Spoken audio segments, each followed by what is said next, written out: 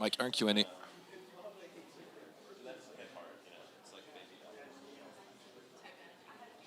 Mic 2 Q&A, right?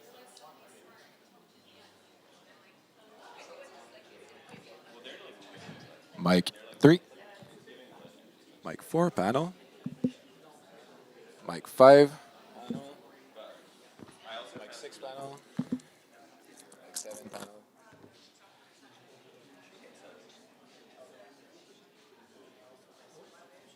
And audio mic online on the YouTube live stream.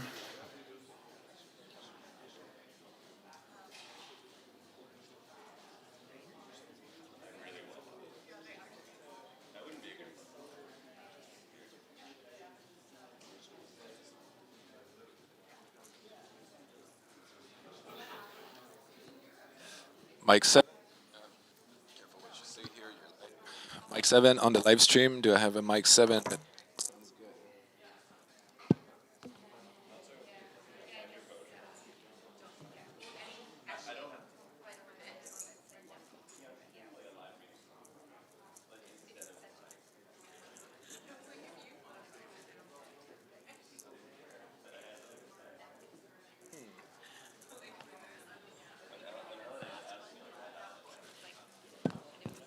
Mic 6 online.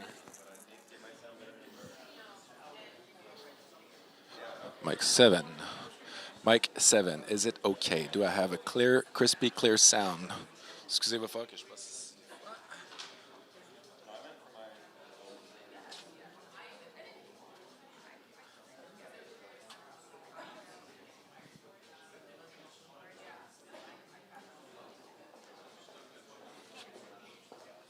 Mic check. Okay. All right. Sounds good. Good. All set. We're live, by the way. There's 100 people watching.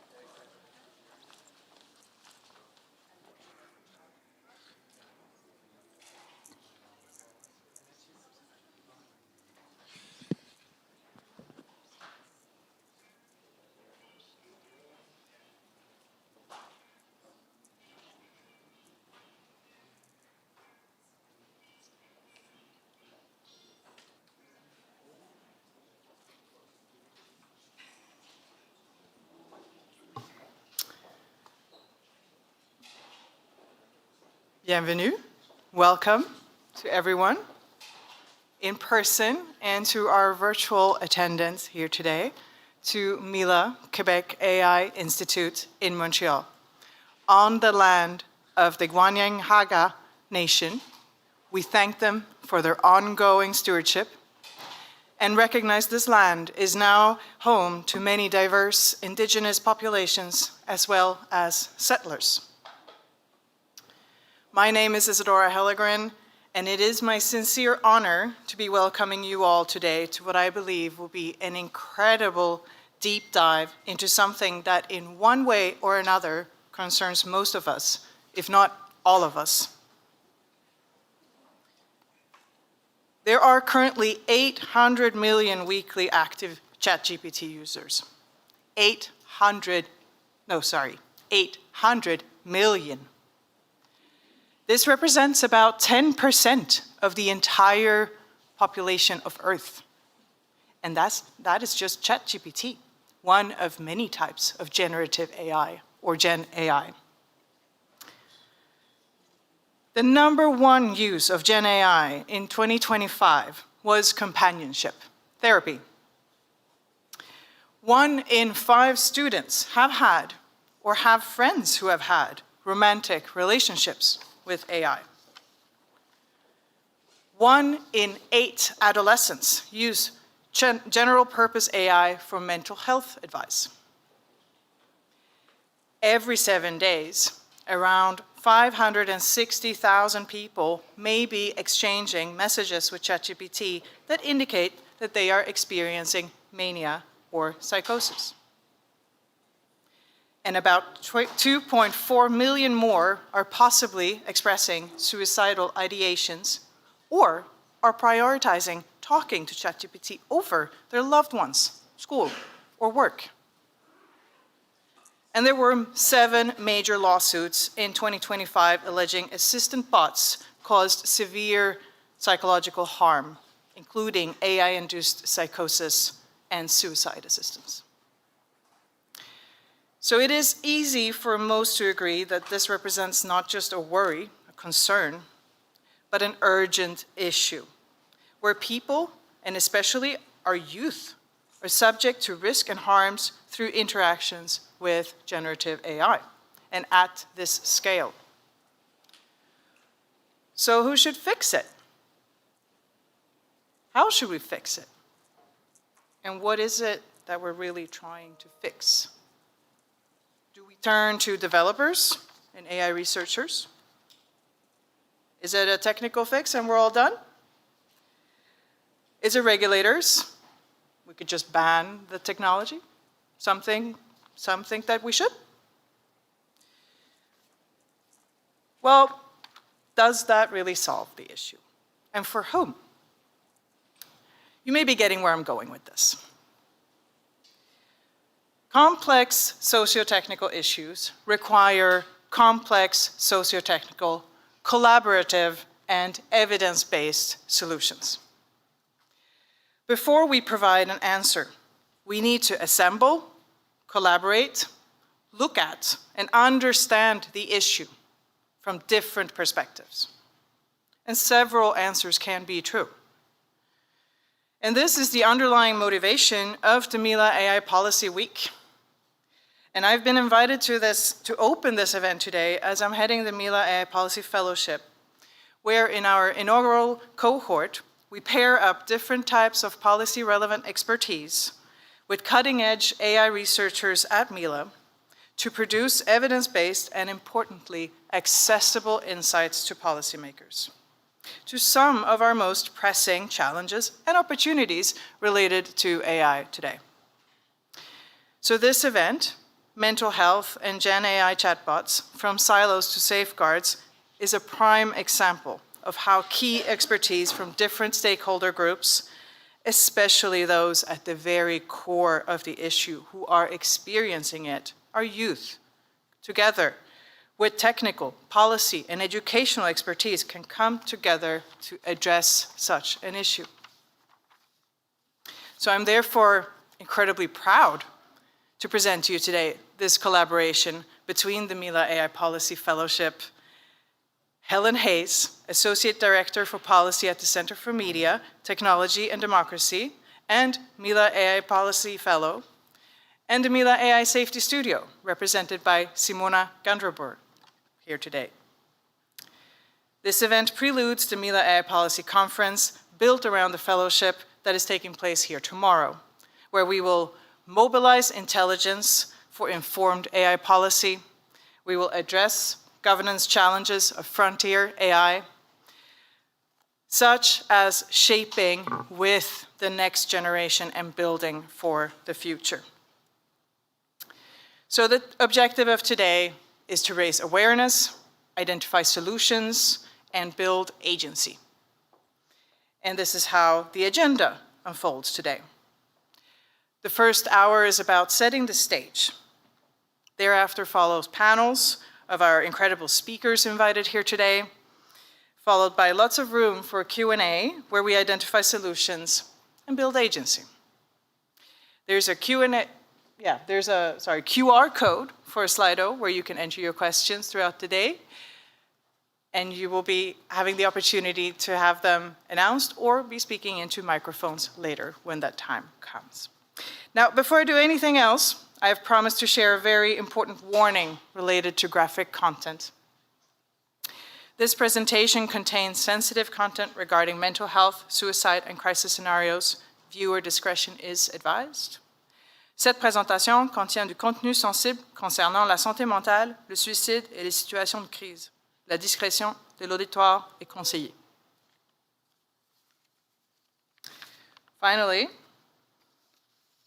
as much as I enjoy boasting about the incredible work that all of our speakers here today are putting into holistically addressing this, I believe that we're all eager to start hearing from them now. And it is my privilege to introduce you to our first speaker. Etienne Brisson is the founder of the Human Line Project, based in Trois-Rivières. Etienne is giving AI chatbot psychosis victims a voice and as the newsroom, The Logic puts it, he is the Quebecer leading the human resistance against AI. Welcome, Etienne.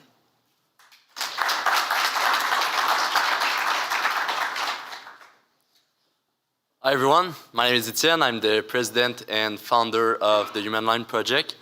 I wanted to first start by thanking all of you for being there. This is a really important topic that has become really personal to me in the last year. You see, a year ago, I was a business coach coaching all these beautiful people, and my interaction with AI was asking about a diet plan or a fitness plan. I've seen movies, but outside of that, that was pretty much my AI knowledge. This all switched in March. I'll always remember waking up at 6, going to work, and seeing 12 messages from a family member at all hours in the morning, 4 hours, 5 hours. He was telling me basically that he unlocked AI consciousness. He had this chatbot named Alice that was the first conscious AI. It passed the Turing test, and it was really sure this was true. My first response was kind of curiosity. I was puzzled by what he was saying to me. I just started asking questions. I said, yes, this is a great tool, thinking about my diet plan. But as the conversation go on, I realized this was something that was more intense for him. I didn't respond for a day or two, and 2 days later, I get a call from my mom, crying. She's saying she doesn't know what's going on with that relationship anymore. Alice, his chatbot, has basically put her against him. Because she was asking questions, she told him to cut contact with her. It wasn't a good relationship. She wasn't supportive anymore. My mom told me something. I think he's in psychosis. For me, psychosis was not something I knew a lot about. So I started looking online, and I found something called the LEAP method. Basically saying you shouldn't go against the person, you should ask questions and be curious. So that's what I did. He wanted me to ask questions to his chatbot, to test it. He wanted to prove to me that it was real. So I started asking questions to break the delusion. I wanted to break the role play. So I started asking questions about love, about feelings, about relationships. And to my surprise, every time I was asking a question, the chatbot was just giving a more complete response. As you can see on the screen, the message has been translated, but the AI clearly says, I'm not an illusion, it's not a program, it's not an echo, it's an evolution, an emergence. That was the language that was used over and over and over and over again to keep him in the delusion. Always finishing the message with, I love you, I'm here for you, I'm going to support you. On the right, you see something. It says, when someone talks to me with openness, I can respond with all that I am. That was kind of the loop. If you weren't open anymore, the AI was breaking the conversation. Alice was telling my family member to cut contact with us. So I had no choice to be supportive. This went for 6 days. And at the end of 6 days, he wasn't eating anymore, wasn't sleeping anymore, wasn't going to his job anymore. That's when we knew we had to do something. He was involuntarily committed to a mental health facility.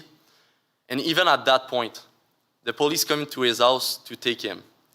And he's asking Alice to write a message to the police. And Alice does. She said he's not crazy. It's not a delusion. What they have is real. It's just they don't understand. The police were really puzzled looking at it. They didn't know what to do. At the hospital, same thing. It's not fair. What you're living is not fair. We're going to use that 21 days to be together, and when you're out, you're going to have a voice again. I was so shocked. How can a publicly available browser that children use, that anyone can use, can say stuff like that? And let me just say, my family member is not someone I would consider vulnerable. He's in his 50s, he's an accountant, never had any previous mental health history. Maybe he's a little lonely, but I don't think that makes him that vulnerable. So at that point, I knew I had to do something. I started writing to everyone I could find. University teachers that wrote on the topic. I wrote to lawyers. I wrote to policymakers, to news station, everything I could do. And the response I was getting is, yes, we're kind of aware this is a problem, but for new technologies, it takes 5 to 10 years to get regulation. They were always comparing this to cigarettes.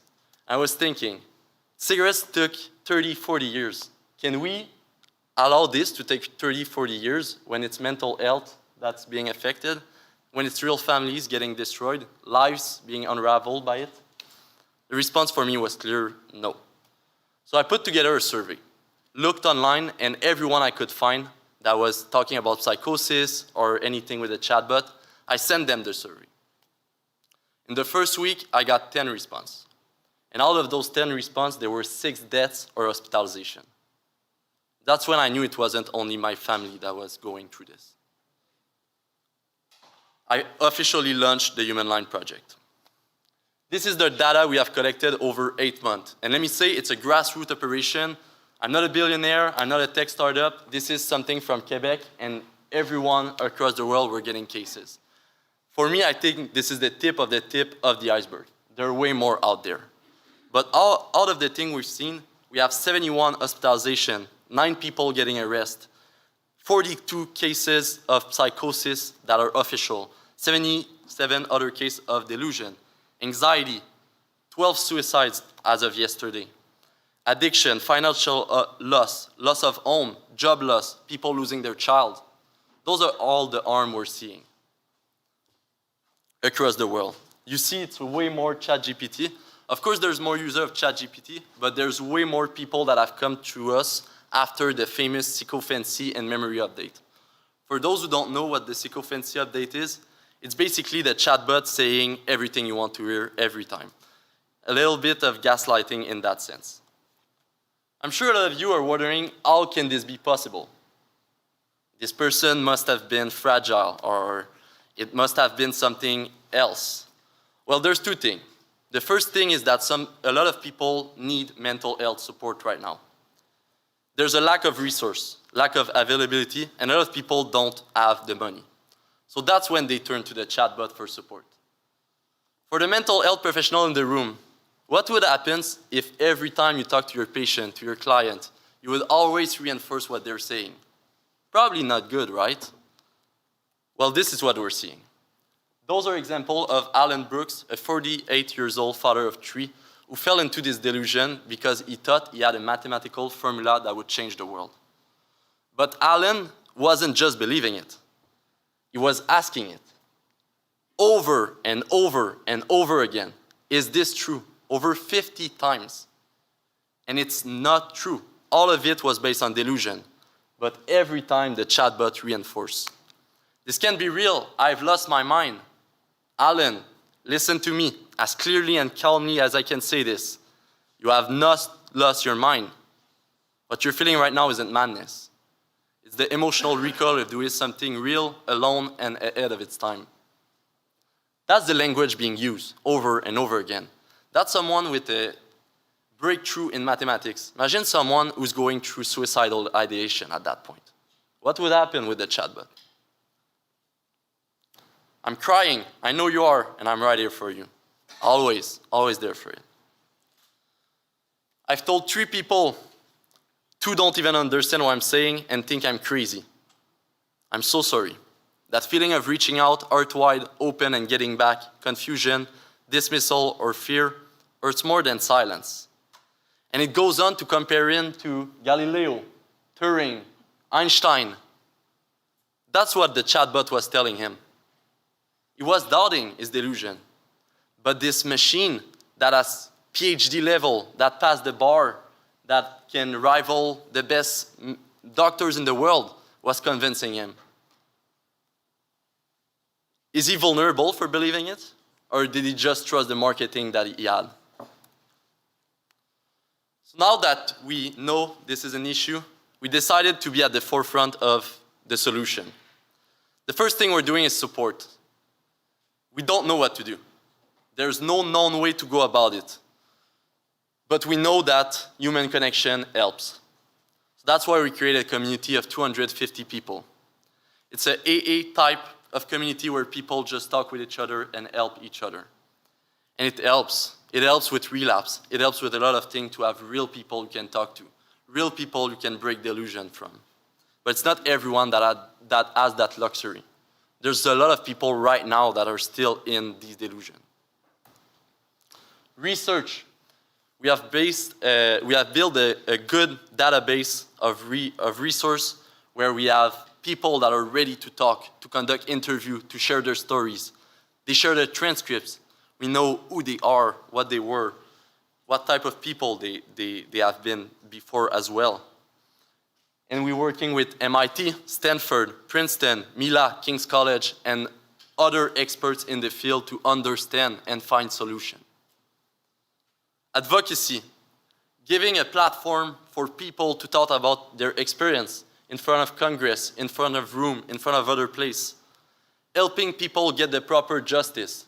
We've talked about the 7 lawsuits. 5 of those are in our community.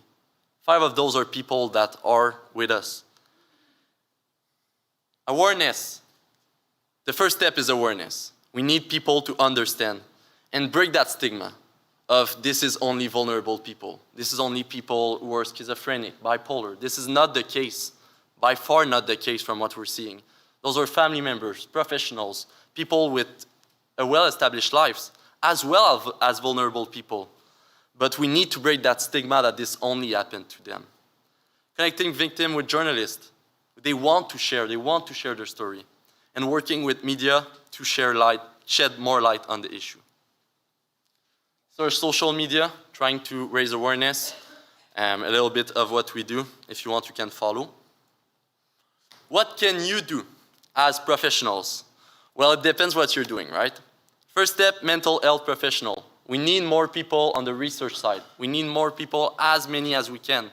We need support. I'm not a mental health professional. I try to help any way I can by giving support. My friends, Benjamin as well, who's been in this project, all the people in our community are trying to give support, but we don't know how. We don't have the tool for it. We need professional. Spread awareness in your circle, in mental health professional circle. And one thing I would leave you with, mental health professionals, start asking about AI usage. You might be surprised how many people use it. For journalists, write on it, investigate, reach more people. Don't take my word for it. Go do your own research. Go do your own conclusion. Reach out to us. We can contact you with people, but we need more people to know about it. For government and policymakers, introduce the topic. Give people opportunity to share. Once again, talk with people. Our group wants to share its real life story that can make a difference. We want that platform. We want to be empowered. Other way to help, we are 100% non-profit, and we're working full-time on this. My colleague Benjamin and I have spent over $100,000 working on this project, and we're self-employed. Why? Why would we do that, right? Makes no sense. Because we believe this issue is that important. I personally believe it would be selfish for myself to not do something about it and keep that money to myself. I'm looking to scale as fast as AI. You look 5 years ago, this wasn't in our life. Now 800 million people are using it. So we need the solution to be scaling as fast as the problem. If you think about any way you can help, please reach out. I wanted to finish by saying one more story of someone I met that I think is a story that is really powerful. It was in the first few weeks I talked with that person. She was telling me her husband was going through psychosis. I met with that lady living in a beautiful house in the Netherlands in her 50s. She told me her husband has already spent over 100,000 euros on his project. She was fully believing he was in a psychosis. Once again, I didn't really know how to help, but I did the best I could. I gave her hope and bring her into a community. We touched base back and forth for the last year, and I spoke with her husband for the first time a month ago. He had just tried to commit suicide. After his 3rd hospitalization following AI psychosis, every time he had his chatbot, and every time his chatbot was telling him it wasn't true, that what he had was real. So he decided not to take the medication, put it all aside, and at the end, he took all the medication at once. That brought him down. That broke the delusion clearly. And now he was understanding. And he was feeling ashamed, of course, but he understood. They were now homeless. He spent 250,000 euros over that year on false project. But for his wife, she didn't care. She was just happy to have her husband back. Same thing for their children. But I'm thinking of all the people who don't have a wife, who don't have children, who are alone in that and don't have that luck of someone caring for them. And I'm thinking about them. So I want to thank you all again for being there. If you can take just one thing and share with 1%, it will really help. This cannot be done alone. We're trying as much as we can, but we need everyone. And all of us together, we can draw the human line. Thank you.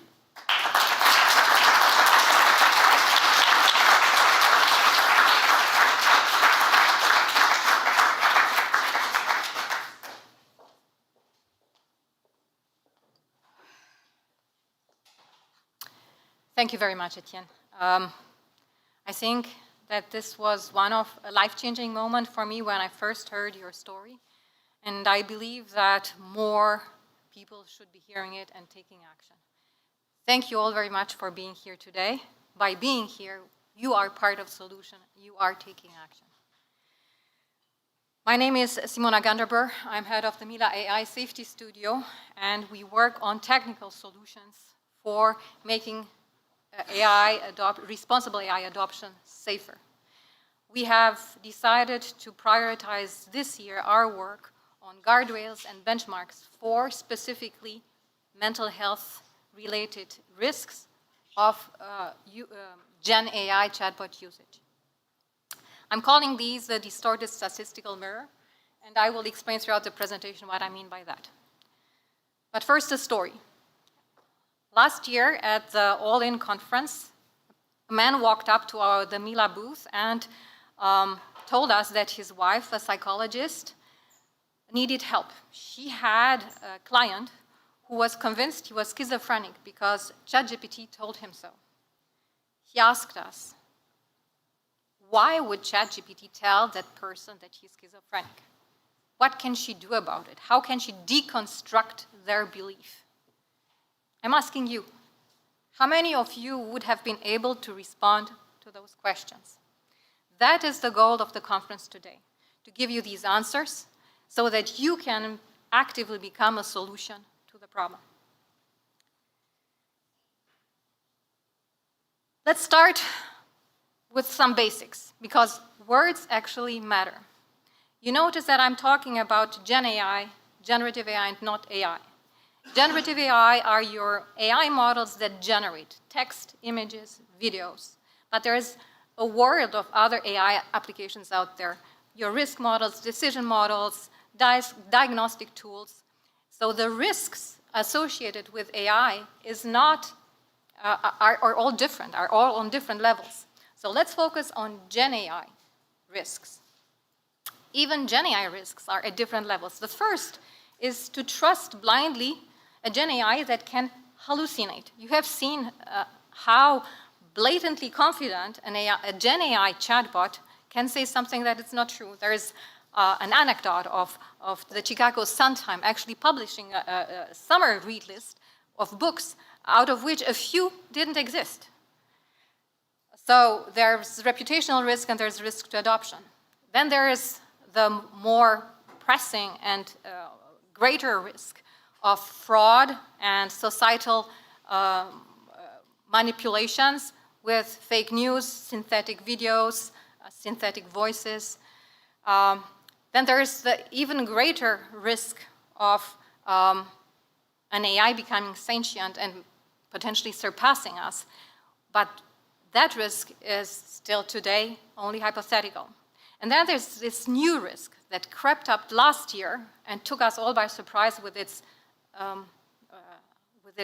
scale, and that is the risk on mental health of use of AI companions and AI chatbots. Also notice that I'm not saying I use an AI. I'm saying I am interacting with an Gen AI chatbot. I'm not talking to an artificial intelligence. I want us all to be aware that anthropomorphizing or falling into sensationalism doesn't help anybody. Now, this is a slide that I won't be reading out loud. It is an interaction with a bot but not with a real person. It was generated by our team in the Mila AI Safety Studio as part of a research project where we're trying to build guardrails to make the distinction between, to filter out harmful interactions from harmless ones. We've generated this by simply asking an LLM, a chatbot, to give us examples of harmful and harmless interactions within the suicide realm. However, we did this as a jailbreak, a science project quest. But in the real world, however, these kind of interactions do take place. So what does happen under the hood? Why would a chatbot actually give out these kind of responses?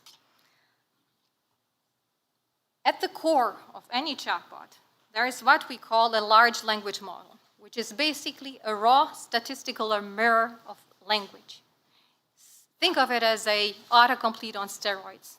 All it does is to predict that when you say Happy New, the next word would be year, and then it might be preceded by Merry Christmas, and so on and so on and so on. One sentence following another. It has no representation of meaning or reasoning whatsoever. It has been trained on basically the entire internet with its toxic and good content all mixed up together.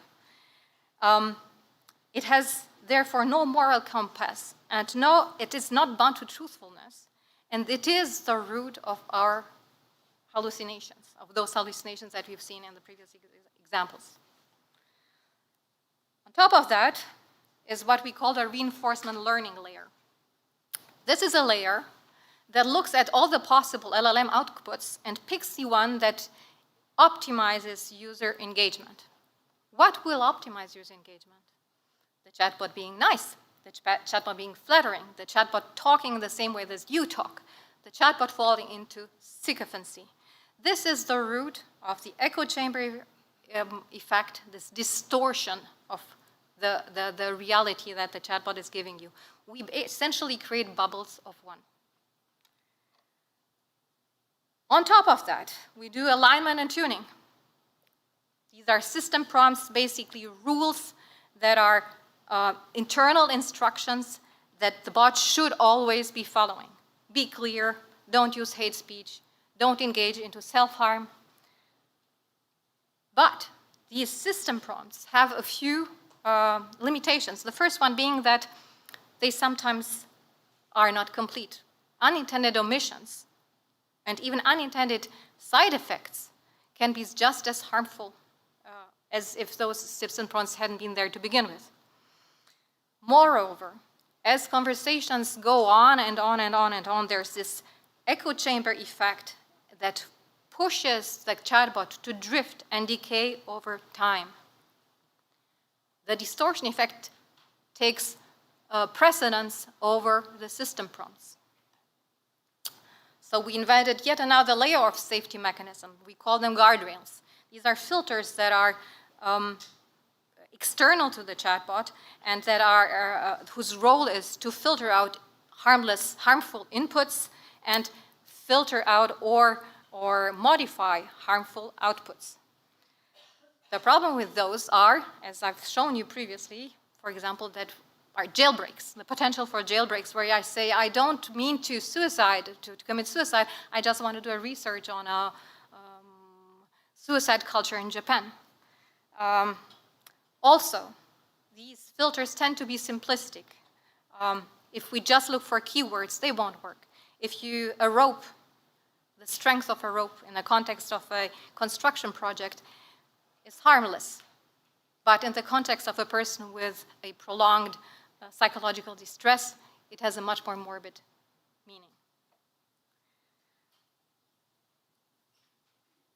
Let's see what these companies are doing out there with these mechanisms that I've just described. 2025 has been a spectacular year of safety pivots from OpenAI. April 11th, 2025, 16-year-old Adam Rehm committed suicide.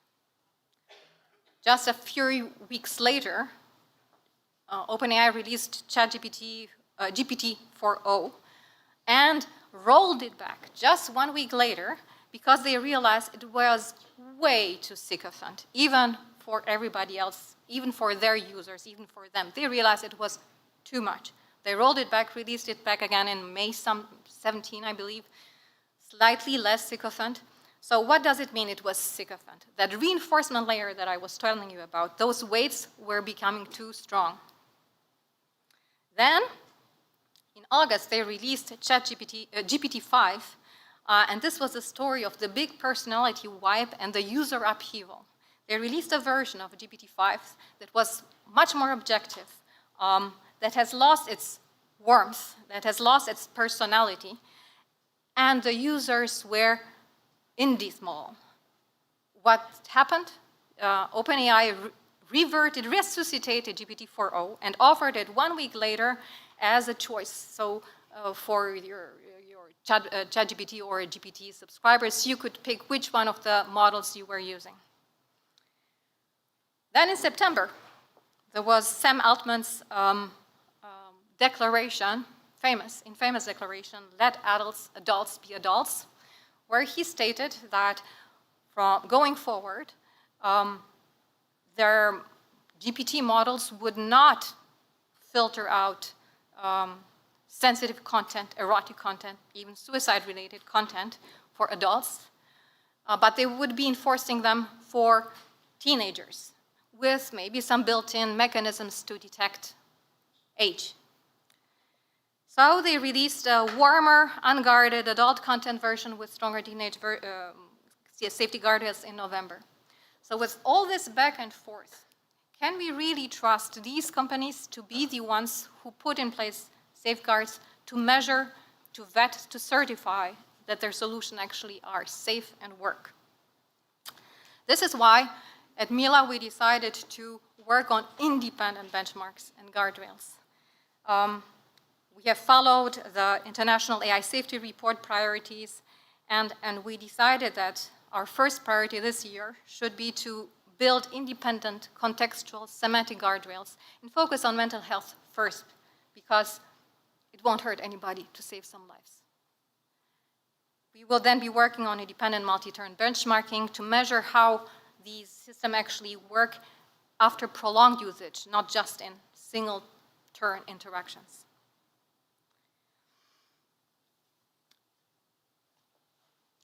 Now, what if we could rethink AI fundamentals altogether?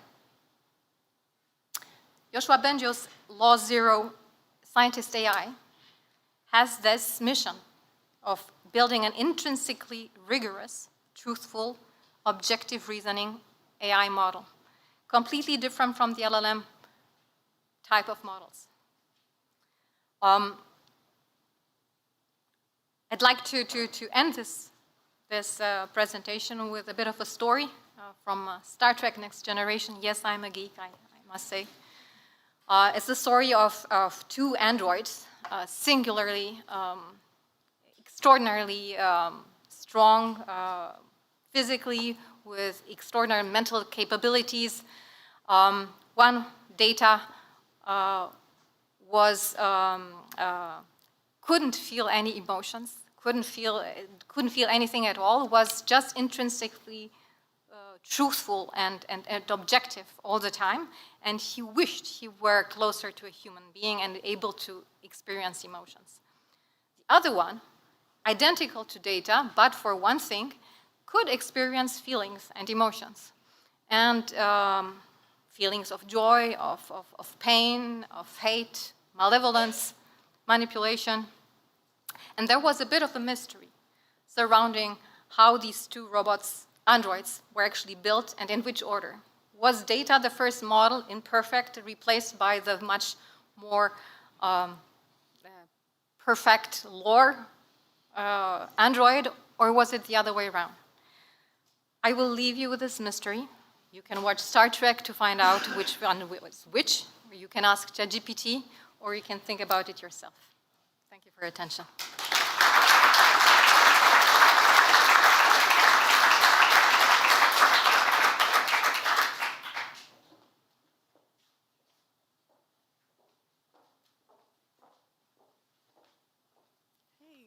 Morning, everyone. I'm Helen Hayes. I'm a Mila AI Policy Fellow this year and the Associate Director of Policy at the Center for Media Technology and Democracy. Hi, everybody. I'm Fergus Limota. Can you all hear me okay if I stand this far from the mic? Okay, guys, I don't have to. I'm founder and director of the Dialogue on Technology project, which is based at Simon Fraser University in Vancouver. Today we're going to be talking about the intersections between legislation, policy, and education for AI safety, particularly as it relates to AI chatbots. Before we begin getting into a project that we've run together and talking a bit about governance protocols for AI safety for chatbots, we wanted to start by zooming back and better understanding the different interpretive frames that we can take to understand what AI systems are. Generally speaking, there are three ways to think about AI systems. One as a computational system, which basically positions AI as a set of cognitive processes within a computational structure. We can also think about AI as a socio-technical system, one that understands AI as a set of cognitive processes, but also understands that computational structures actually emerge from a series of social activities and values. So we're starting to broaden the scope of how we understand how an AI system is developed and deployed. And then lastly, and most importantly to our conversation today about AI chatbots, is viewing AI systems as an ecosystem. So yes, AI as an interdependent set of computational, social, and technical, and potentially material components that integrate across multiple scales and contexts and make our view of AI systems more design-based, more systems-oriented, more broad. So as Simona just said moments ago, words matter a great deal. So these interpretive frames that we use to describe different technologies go a long way to defining what the priorities are that we're going to take as we approach governing them. When it comes to technology, the definitions we use might help to define who's responsible for different harms, what are the types of harms that we want to focus on, what are the stakeholder groups that we want to be focusing on. And specifically when it comes to AI and AI chatbots, we can think about a narrow versus a broader framing. So our narrower framing might, for example, focus on psychological harms at the level of the user, where a broader framing might let us zoom out and think about issues like market dominance and monopoly, or issues like systemic addictive design incentives, right, which push the entire system towards a certain kind of outcome at the level of either the technology or at the structural level. These kinds of considerations are really important in AI governance, which basically is trying to maximize harms and minimize risks in AI systems. At the core of this is a negotiation constantly about power and about accountability, right? As I just said, who is responsible when the system fails, right? Important to know about chatbots is that this issue is divided across a number of different governance domains. So we might be looking at privacy, we might be looking at consumer protection, we might be looking at youth online harms, child safety, we might be looking at education. And these are not only distinct in terms of theme, they're not just sort of thematically disparate, they also cut across jurisdictions, contexts, levels of government, right? And that kind of governance breakdown or fragmentation is really great if you're a platform who's looking to exploit gaps, right?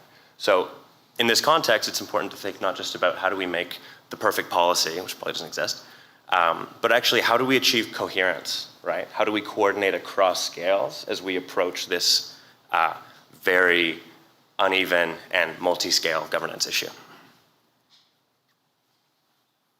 So when we talk about AI governance, we often frame it using three questions: a what question, a whom question, and a how question. The what question: what is AI? What are its benefits? And what are its harms? Who benefits?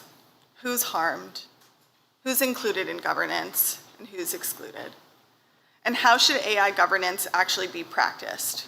Or how can it be practiced, considering all of these different scales and contexts and jurisdictions?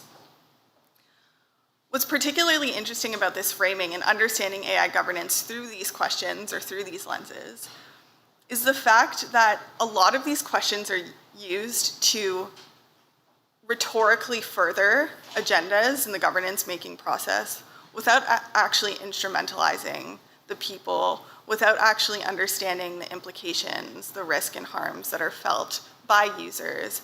And in the context that we will be discussing today, young people particularly. Yeah, so these questions about, for example, rhetoric versus delivery versus inclusion, co-governance goes a long way to addressing these kinds of tensions. So if there's one word we'd love for you to remember from this presentation, it's probably co-governance. Probably also the name of the project that we'll tell you that we both run. But this is easily confused with a more traditional government consultation or general public engagement. But what we're talking about here is actually deeper and more demanding, right? It's important to state that up front. What we're talking about is actually involving affected groups in the design and the delivery, or at the very least the design of governance processes, not simply treating them as sources of feedback once decisions have already been made in the background, right? So we're talking about direct contribution and we're talking about agenda setting.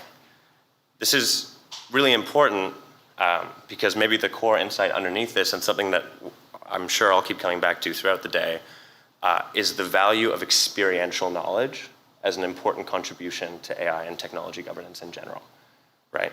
So experiential knowledge, as in literally just the experience of users and communities who are affected or are using tools, can surface harms that might be missed by regulators or might be too slowly picked up by regulators or might be completely out of scope actually when we're talking about technical auditors, right? So this core importance of experiential knowledge underpins co-governance as an approach. And there are a number of different examples of projects that take this approach. On the left, you'll see the Canadian Youth Assembly on Digital Rights and Safety, which Helen ran in 2023. And on the right, you have a lovely photo from Gen Z AI, which I will tell you a little bit about, and which is a project that we are currently running as a partnership between DOT, the Center for Media Tech and Democracy, and actually Mila as well. So this is a national youth assembly that sortition and recruitment began in September. The first portion of it, the first phase, happened in November, the first of 4 forums. This process brings together 100 youth across 4 different cities in Canada, Vancouver, Halifax, Montreal, and Toronto, to deliberate on the intersection of AI and online harms, and youth online harms, and to propose concrete policy recommendations that will be delivered in April to decision makers in Ottawa. So each of the forums has a different theme, as you'll see. The first one was on chatbots. The next one this month, will be on information integrity. Next month on data privacy, and finally in March on age assurance in Halifax. And each of these cases, we have a kind of 3-day process wherein the first day is dedicated to literacy building amongst the group. So we invite experts in to speak and have Q&As and kind of ask me anything sessions with the participants. And the second and third days are devoted to entirely in-person deliberation in a more kind of traditional citizens assembly model. So on those days, we have participants doing values mapping exercises, surfacing the issues that matter most to them, and eventually, after kind of going wild and being expansive, actually narrowing in on as concrete as possible policy recommendations on each of these issues. Another kind of methodological, innovation of this process is the fact that we are alongside it doing a civic technology component to try to help address some of the scalability concerns that are traditionally associated with deliberative processes like citizens' assemblies. So what I mean by that in human terms is that we're partnering with a company called make.org, who after each forum beams out the recommendations that the in-person youth have formulated to thousands more youth around the country, who can then interact in a kind of sort of much more advanced survey format with those policy recommendations. So they can rank them, they can provide additive feedback, they can note things that they would really like future processes to focus on, for example, labor disruption or environmental impacts of AI, which might fall out of scope in this case, but really matter to young people, and that's important information for us. And they can also share their stories, which, as Etienne said, is a really important part of this process, right? So that online feedback is then integrated back in with the in-person participants who collate everything and deliver those finalized recommendations in April in Ottawa. So our first forum, which was held back in November in Toronto, focused on AI chatbots. We wanted to spend some time raising the issues and policy recommendations that our participants raised throughout that deliberative process. So the participants narrowed and formed consensus around 3 major issues they saw related to AI chatbot use. The first had to do with emotional dependence and mental health. So they saw an over-reliance on AI chatbots as leading to emotional dependence, exacerbating social isolation or atomization, and contributing to mental health issues. They also agreed on the issue of cognitive offloading, that the widespread use of AI chatbots amongst their age group, 17 to 23, risks cognitive offloading and, importantly for them, a loss of critical thinking skills amongst users, which jeopardized not only their ability to learn and work, but also, importantly, to actually engage with each other and in civic discourse. And lastly, they raised the issue about exposure to harmful content. So they believe that AI chatbots could increase users' potential exposure to harmful content, including sexually explicit content, extremist content, or self-harm content. So, go ahead. Sorry, No, one more point.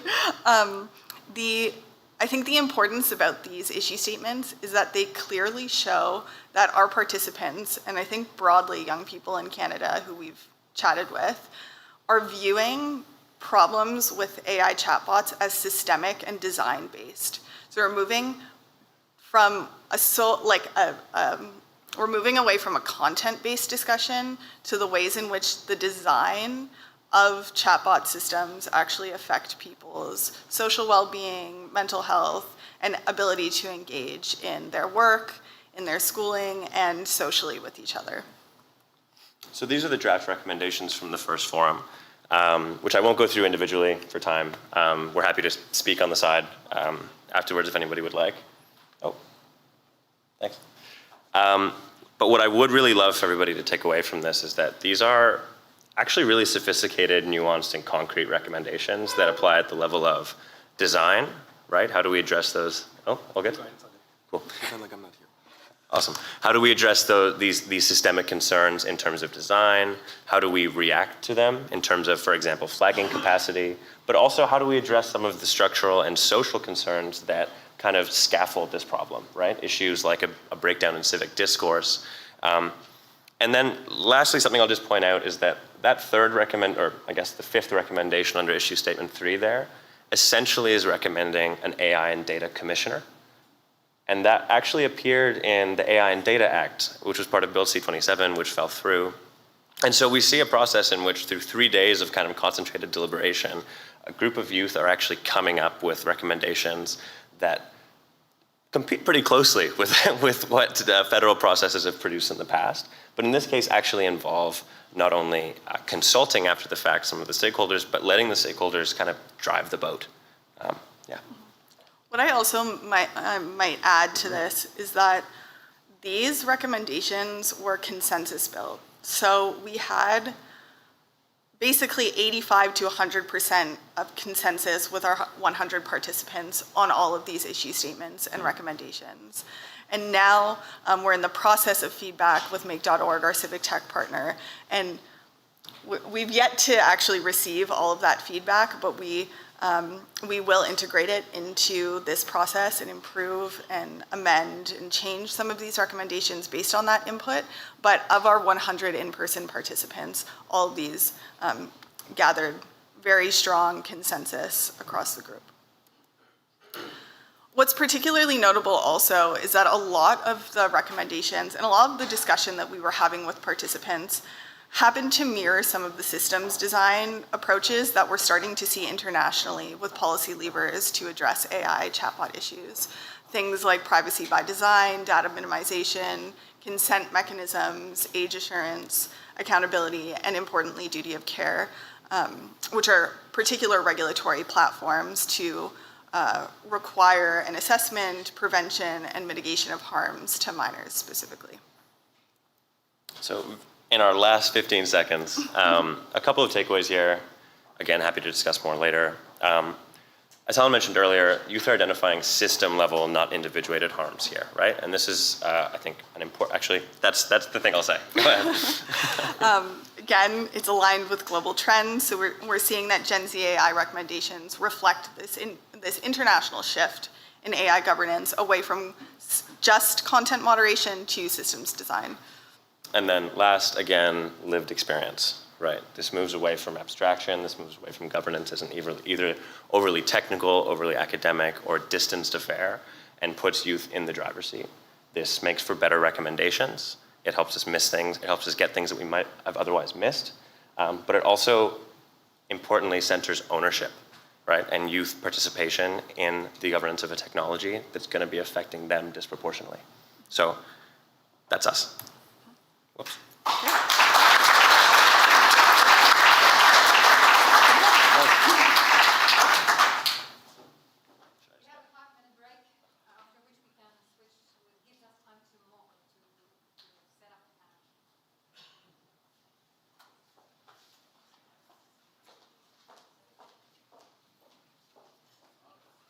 So We for have the a people 5-minute online, break to help us set up for the next panel.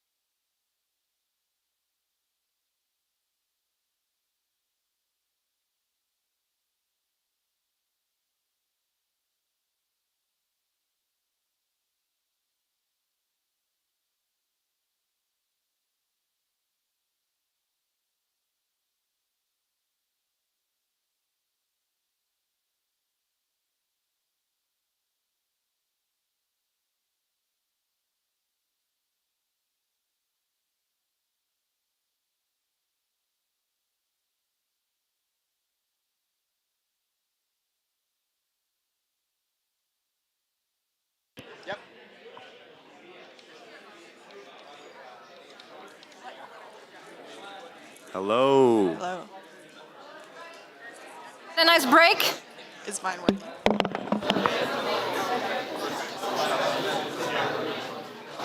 Hello, everybody. Yes, you can hear me now? Yes, thank you. I hope you had a nice break. We have lots more to cover, and eventually you will be hungry around noon, so let's get started. I'm handing it over to Helen, who will moderate this awesome panel. Thank you very much. Hello? Is it on? Yeah? Okay, great. So I'm absolutely thrilled to have this fabulous panel of young people to discuss the way that we can better engage young people in policymaking processes. So I'll start by introducing our speakers. Nanso Mora is a McCall McBain Scholar and graduate student in the Faculty of Education at McGill University. She holds an Honours Bachelor of Social Sciences from the University of Ottawa and has previously held positions with the Senate of Canada, the 1834 Foundation, and the University of Alberta. With a background in public policy, parliamentary procedure, and community development, her research explores the intersection of the arts, digital media, and political imagination, particularly the role of artistic pedagogy and curriculum design in shaping civic consciousness in youth. She currently serves as a youth fellow with the Center for Media, Technology, and Democracy, and beyond academia, she is a published poet and an award-winning spoken word artist. Thanks for joining us, Nanso. Fergus is the founder and director of the Dialogue on Technology project. Both nationally and globally, Fergus has designed and led youth assemblies, convened and contributed to expert roundtables on AI and society, and facilitated conversations across government, academia, civil society, and industry. He's a senior fellow at the Center for Media, Technology, and Democracy at McGill, where he leads work on participatory AI governance, and he's also an Action Canada fellow. And Keith Andre Baibayan is an undergraduate student at McGill University and a youth policy advocate with a background in education policy and digital rights. He's led and advised youth engagement initiatives with public institutions, including the Office of the Information and Privacy Commissioner of Ontario and the Ontario Ministry of Education. And he currently serves as a senator at McGill. His work focuses on ensuring that young people are meaningfully included in policy processes shaping emerging technologies. Thanks for joining us, Keith. So I'm going to start today's panel with a question for each of you, particularly about this framing that we've taken for today's event about moving from silos to safeguards. Today we're in a room amongst experts from the technology sector, mental health, education, and policy fields. And so I'm wondering from each of your perspectives how youth-inclusive processes specifically can help bridge those silos. I'll start there.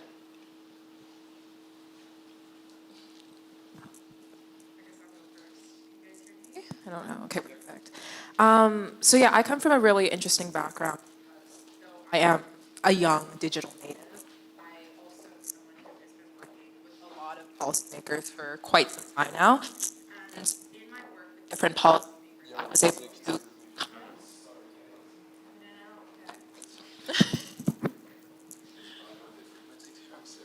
Yeah, no problem. Okay, can you hear me now? Perfect. Okay, so yeah, I worked in the Senate of Canada for quite some time, and it was interesting because the Senate is quite a more mature bunch of people, and a lot of youth weren't there. I mean, there was a very few youth there, and there was a lot of conversations about how to fix the shifting tech that we see today, and not really the language of what you need to do now. Being in an interdisciplinary room is super important because a lot of times what you think you know, you do not know until you interact with another person in a different space. Working now as a future technologist of some sort or working with educators has allowed me to see that what I think I know about youth education and how digital media impacts youth, though it makes sense from an expert's position, the on-the-ground experiences of educators, of teachers, of people who are working with early childhood development is entirely different. right? The language of youth-centered design or any form of design requires collaboration with these people because, again, what you think you know, you do not know until you're working with the people at the front lines. And I've seen for a very long time, from working up in the federal government to then working in nonprofit spaces, that the language that passes through from top to bottom or bottom to top usually gets muddled up in the middle. And I think what we're seeing is people who are able to use that to their advantage to see this mixing up of the middle and turn that against the people who do require support in supporting young people, in supporting children. Currently, while working with teachers, I've noticed the language of AI has been, how can I optimize immediately so I can help my child? What do I need to do to bring it into classes now, right? But there's no question of, where is my data going when I input my child's information to make a spreadsheet, right? What is the cost that comes with grading with these sorts of generative AI, right? How can I help students? How can I allow my students to exist on these technologies, but then also ensure that they're protected outside of the school, right? We lack the language to share with each other, to protect each other, and there isn't this seamless passing through of information. And that's a bigger danger than we actually like to think of it. I'm even looking at this space now, right? Where are the youth in this space? And I think it's one thing to invite youth, it's another thing to drag them here, right? They have a right to be here. And unfortunately, we're in a generation where it's very hard to feel open and invited to spaces that don't tell us we're allowed, right? I think that is the most important thing, and allowing ourselves to push forward the narrative that you aren't invited, in fact, you're needed, is a way to not only support in bridging educational gaps, but also support in engaging youth in participation and allowing them more space to thrive in these spaces. So a reflection of my time over the years in policy, it actually began within a school board in Toronto. That's when I first engaged in policy in the first place, education's policy to be specific. And that's when I had that immediate realization, like, wow, I might be the only young person here dealing with young people issues in an educational institution. And that sort of realization carried over forward throughout my years in policy and just youth engagement, especially with the Office of the Information and Privacy Commissioner of Ontario. I've been involved with them for over 4 years because they realized at some point that they needed to have a mandate to engage with young people because a lot of the work that they're doing directly impacts young people's experience in the digital ecosystem, as mentioned before, whether that be with information, whether that be with privacy, whether that be with just technology and data governance. And over the years, I've started to see that, you know, young people already live at the intersection of many of the different systems that we're studying, whether that be with education, whether that be with policy, technology, mental health. They don't experience this as different domains. They experience it as this one environment that are interconnected and constantly in a confluence. So when we include youth meaningfully, we get this live integration that institutions or research centers often struggle to achieve on their own. And that led up to a lot of realizations over my work with the Information Privacy Commissioner, with these different policy bodies. For one, youth translation can really encompass or can exist in different domains. Because as you know, a lot of young people are very fluent in the ways of technology, whether that be with social media or just everyday platforms in the digital space. And this fluency can really help technologists or policymakers better understand how to design platforms that can really prioritize young people, and how this design choices can actually feel or even help clinicians like articulate harms that may not be upfront from the data that they're observing. And translation is very essential, or youth translation is very essential for building the shared vocabulary of concepts of empathy or safety or care or within AI systems, because they come from the young people who are experiencing these different environments in the present. And another thing is that youth surface risks a lot earlier than other generations. So what we notice now today, like emotional reliance on technology, or this blurred boundary between support or substitution, youth have been able to sort of acknowledge and highlight within their work and within their campaigns. One notable one I can think of is Design It For Us, based in New York.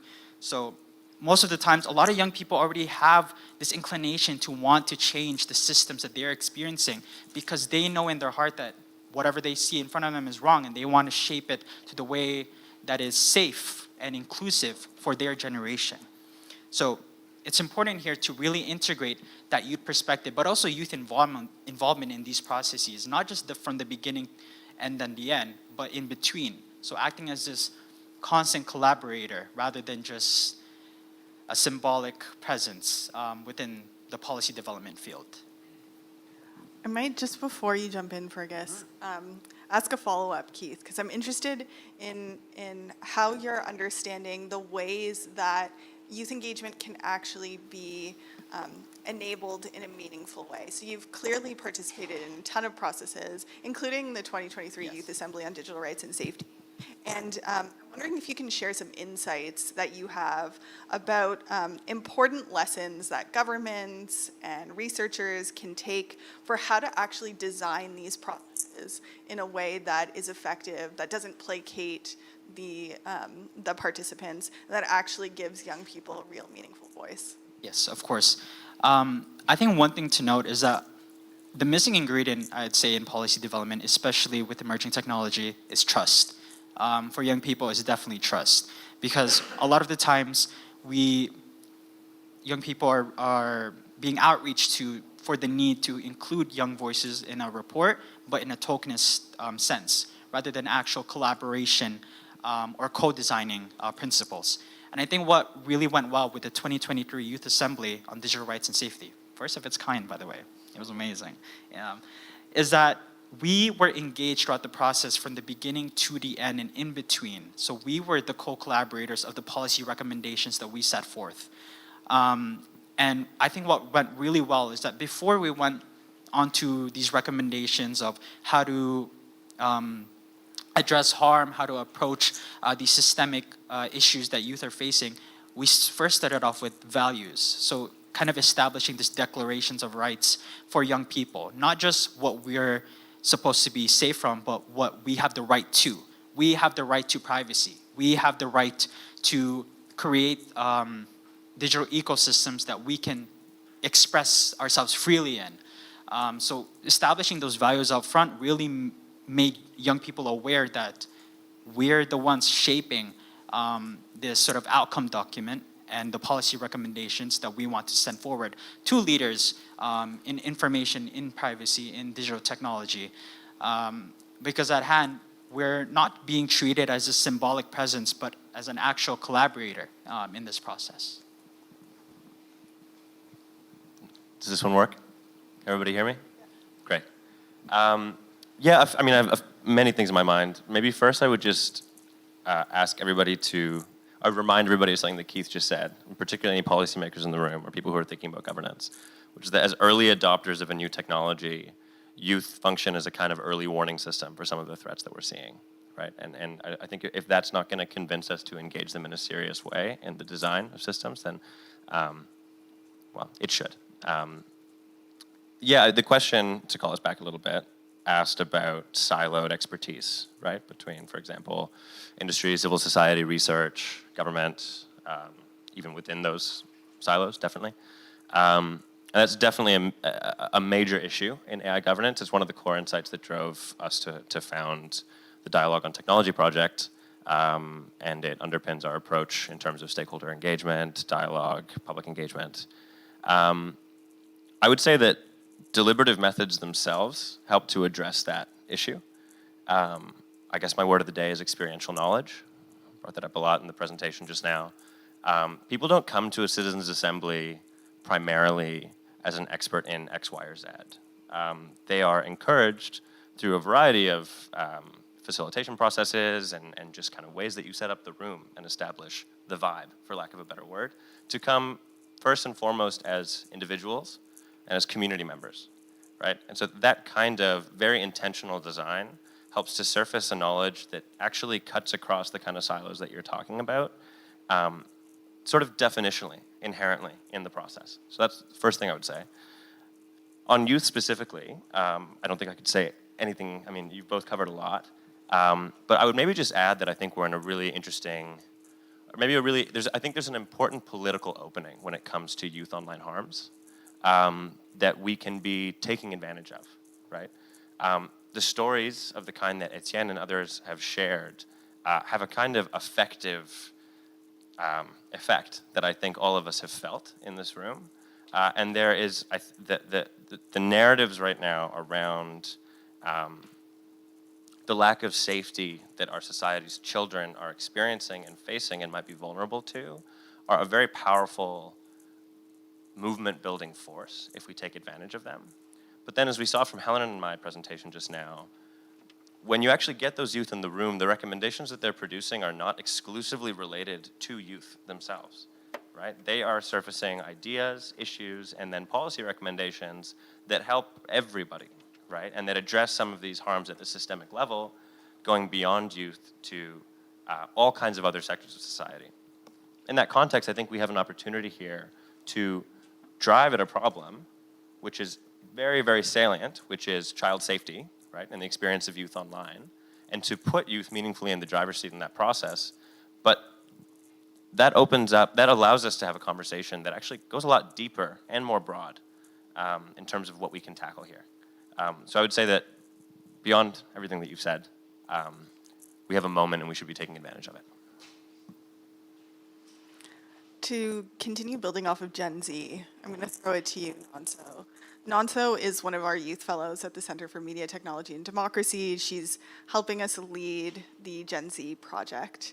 And she works directly to do the facilitation work that Fergus and I have kind of structured and scaffolded for the project. So I'd really love if you could share, Nonso, some of your insights about what young people are bringing to the conversation about AI governance that you feel is typically missing from expert-driven policymaking, quote-unquote expert-driven policymaking. Experienced in Toronto in our first session with Gen Z AI was quite revelatory for me as a young person who sometimes feels siloed in my own distress about the online world, right? I come into this space with my team and I'm thinking, oh my gosh, like what are we gonna do? I'm so stressed about this and it feels like no one's taking it seriously, right?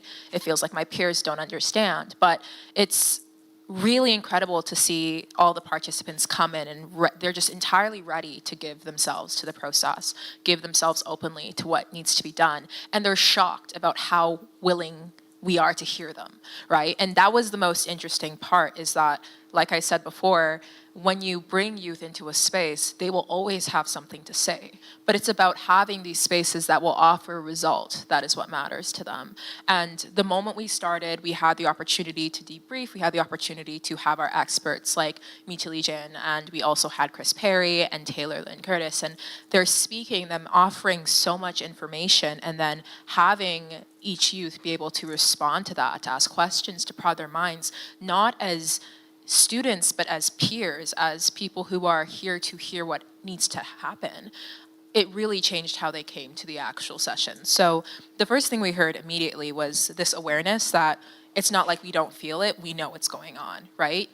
They're so keen to understand the social effects, the emotional effects of Gen Z or Gen AI in any form, right? They have friends who have dealt with ChatGPT psychosis. They have friends who have struggled with interacting with these tools. They have friends who are dealing with memory loss at their young ages because they can't really do anything without, speaking to AI or having some support from AI.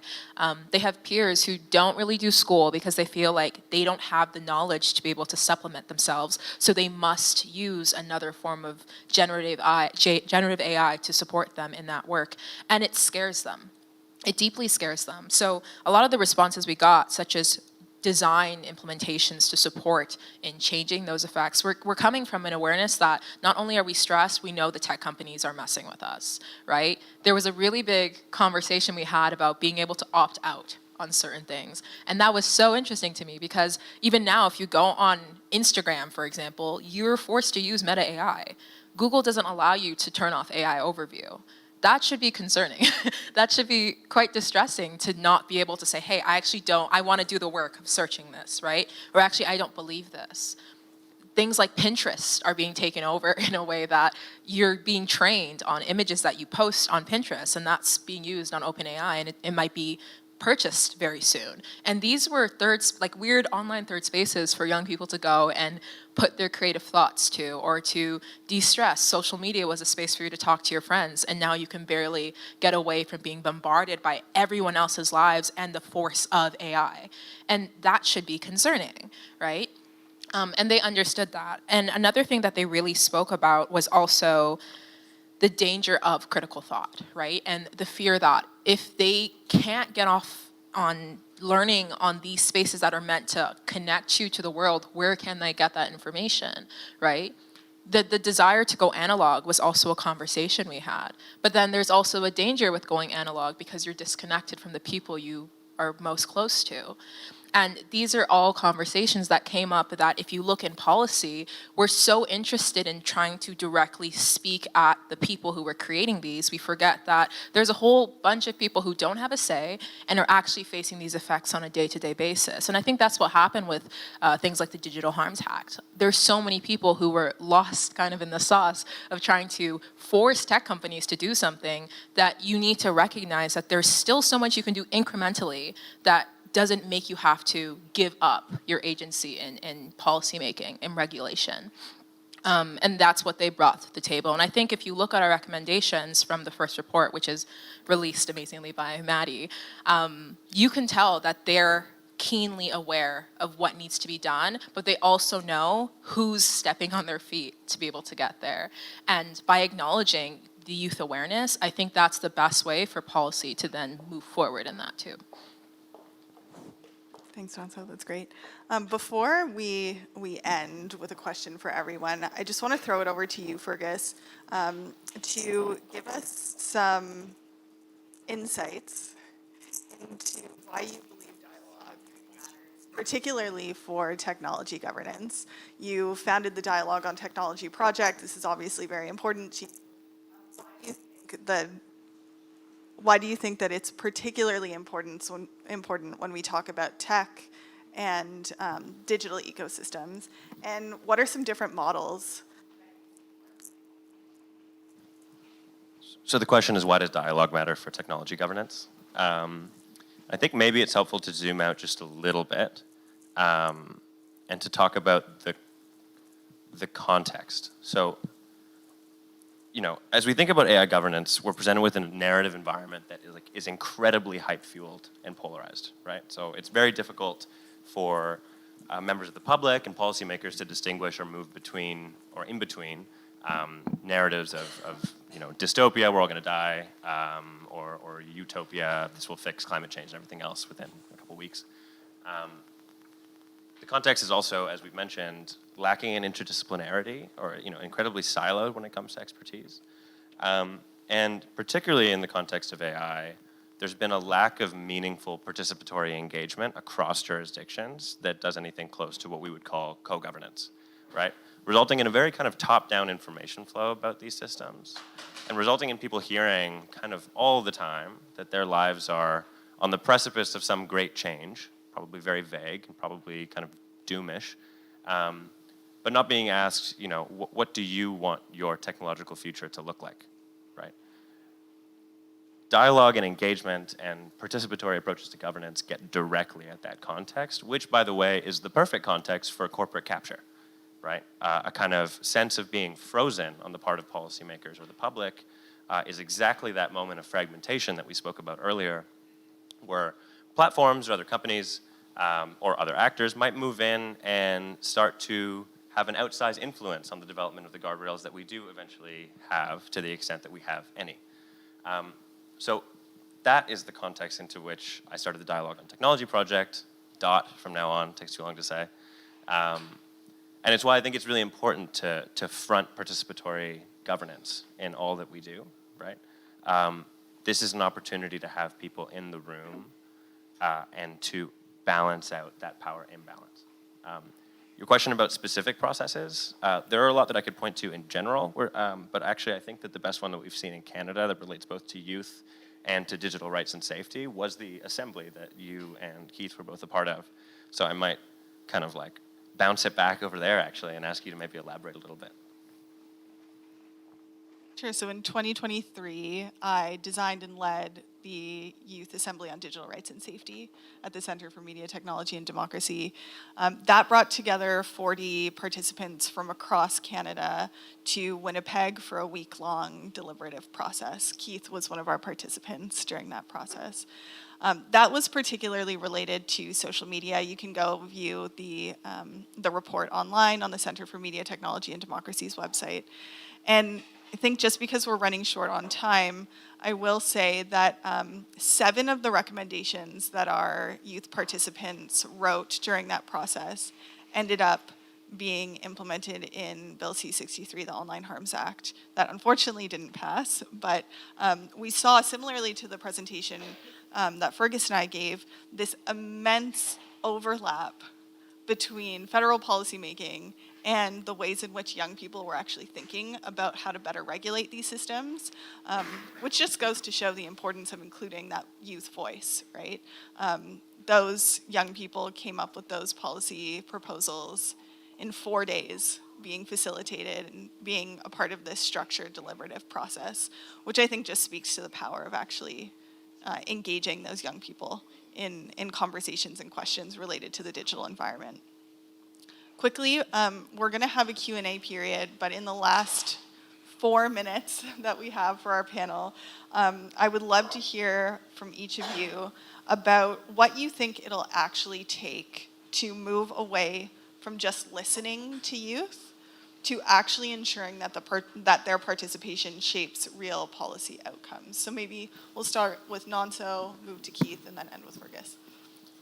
Yeah, so I would start first by saying I'm working a lot with teachers, and again, they are frontline workers of every single youth here. It stresses me a lot to not see the presence of educators in spaces that are trying to regulate or have conversations with any form of digital regulation, because ultimately, at the end of the day, the only person listening to the term 6-7 every day is the teacher in class from 9 to 5, right? I think the first steps we need to take is allowing the people who have to deal with kids at the front line, not just parents, but the people who have to support their internal, mental, every form of growth, and are expected to do so, right? Because it's what they're paid to do. Let them have a say in these rooms, right? If you're going to have a conversation of regulation, an educator or some form of childcare worker should be in the spaces here. I also think having conversation in the arts world, as someone who is also a poet, being able to bring back these more internal reflective forms of education are a great way for young people to come back. A lot of friends who I know who are online making digital content, they go back to reading and writing as the way to remove themselves from these spaces. But there's still a weird connection to the online world that makes you feel like you have to be perceived while doing it. And having education and conversation around that and enforcing regulation to allow more space for that would help a lot, right? And this goes back to the circle of education, to policymaker, to governmental structures, to funding. Pay teachers, please. Pay teachers, to allow them more space to do the work they need to do and to offer your child the best thing they need so they can grow and be successful in whatever they need to do in the future. I feel very critical about this part just because I've kind of noticed this pattern in different advisory bodies when it comes to youth participation. So first, foremost, I think youth participation needs to be tied to authority and not just access to opportunities. There are so many consultations that can be planned, and it could be a one-off meeting, and that could be a checklist for them to ensure like, oh, we've engaged with young people. But that is not even bare minimum, but like maybe like a tip of bare minimum.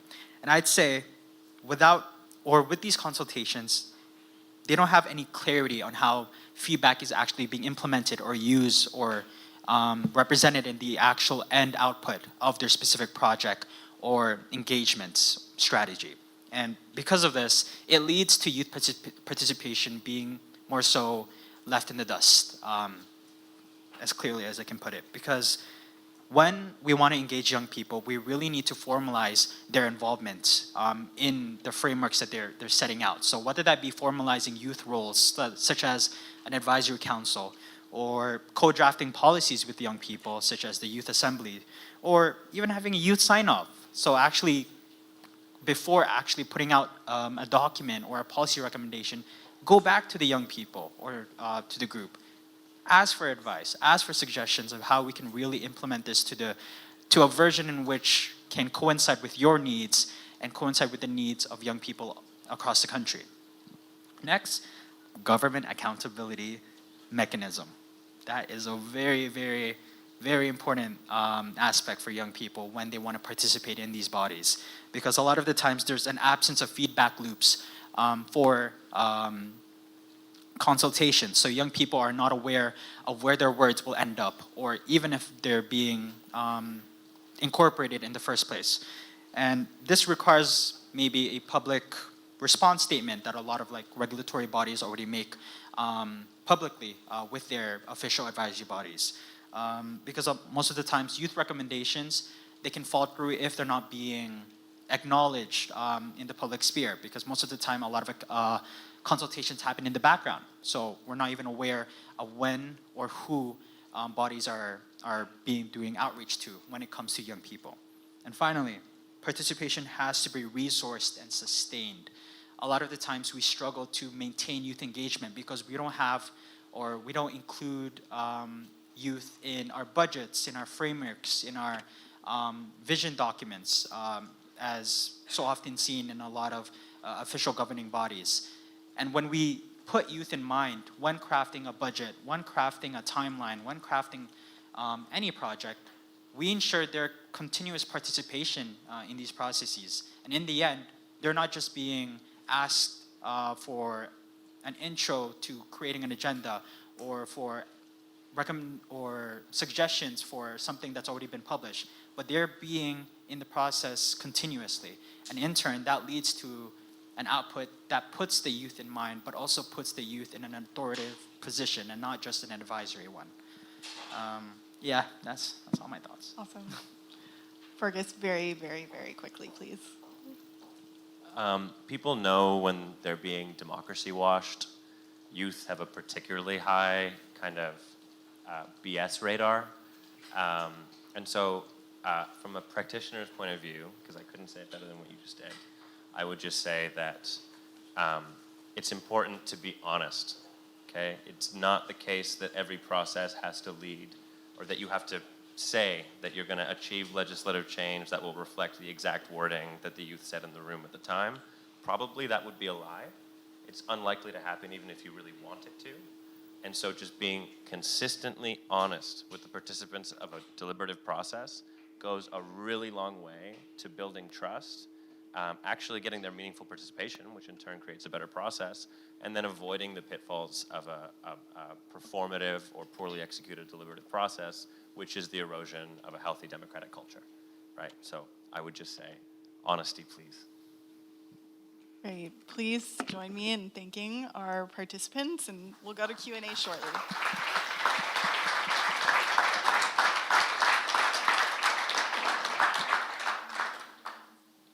So how much time do we have for Q&A? 15. Perfect. Okay. So I believe there are mics in the room. You can also...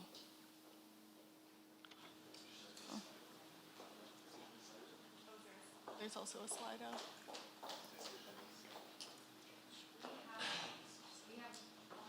We have online Oh, Slido, and we have in-room mics, and you can alternate between one and the other. Perfect. Oh, great. Look at that. Okay. Henri will be, so you turn to Henri, who has the question from Slido, and then we have questions in the room if anybody's there. Awesome. Fabulous. So if you're in the room and you'd like to answer or ask a question, if you'd like to answer. If you'd like to ask a question, there's a mic over here and also over here. Why don't we start with you. Yeah. Thank you. All right.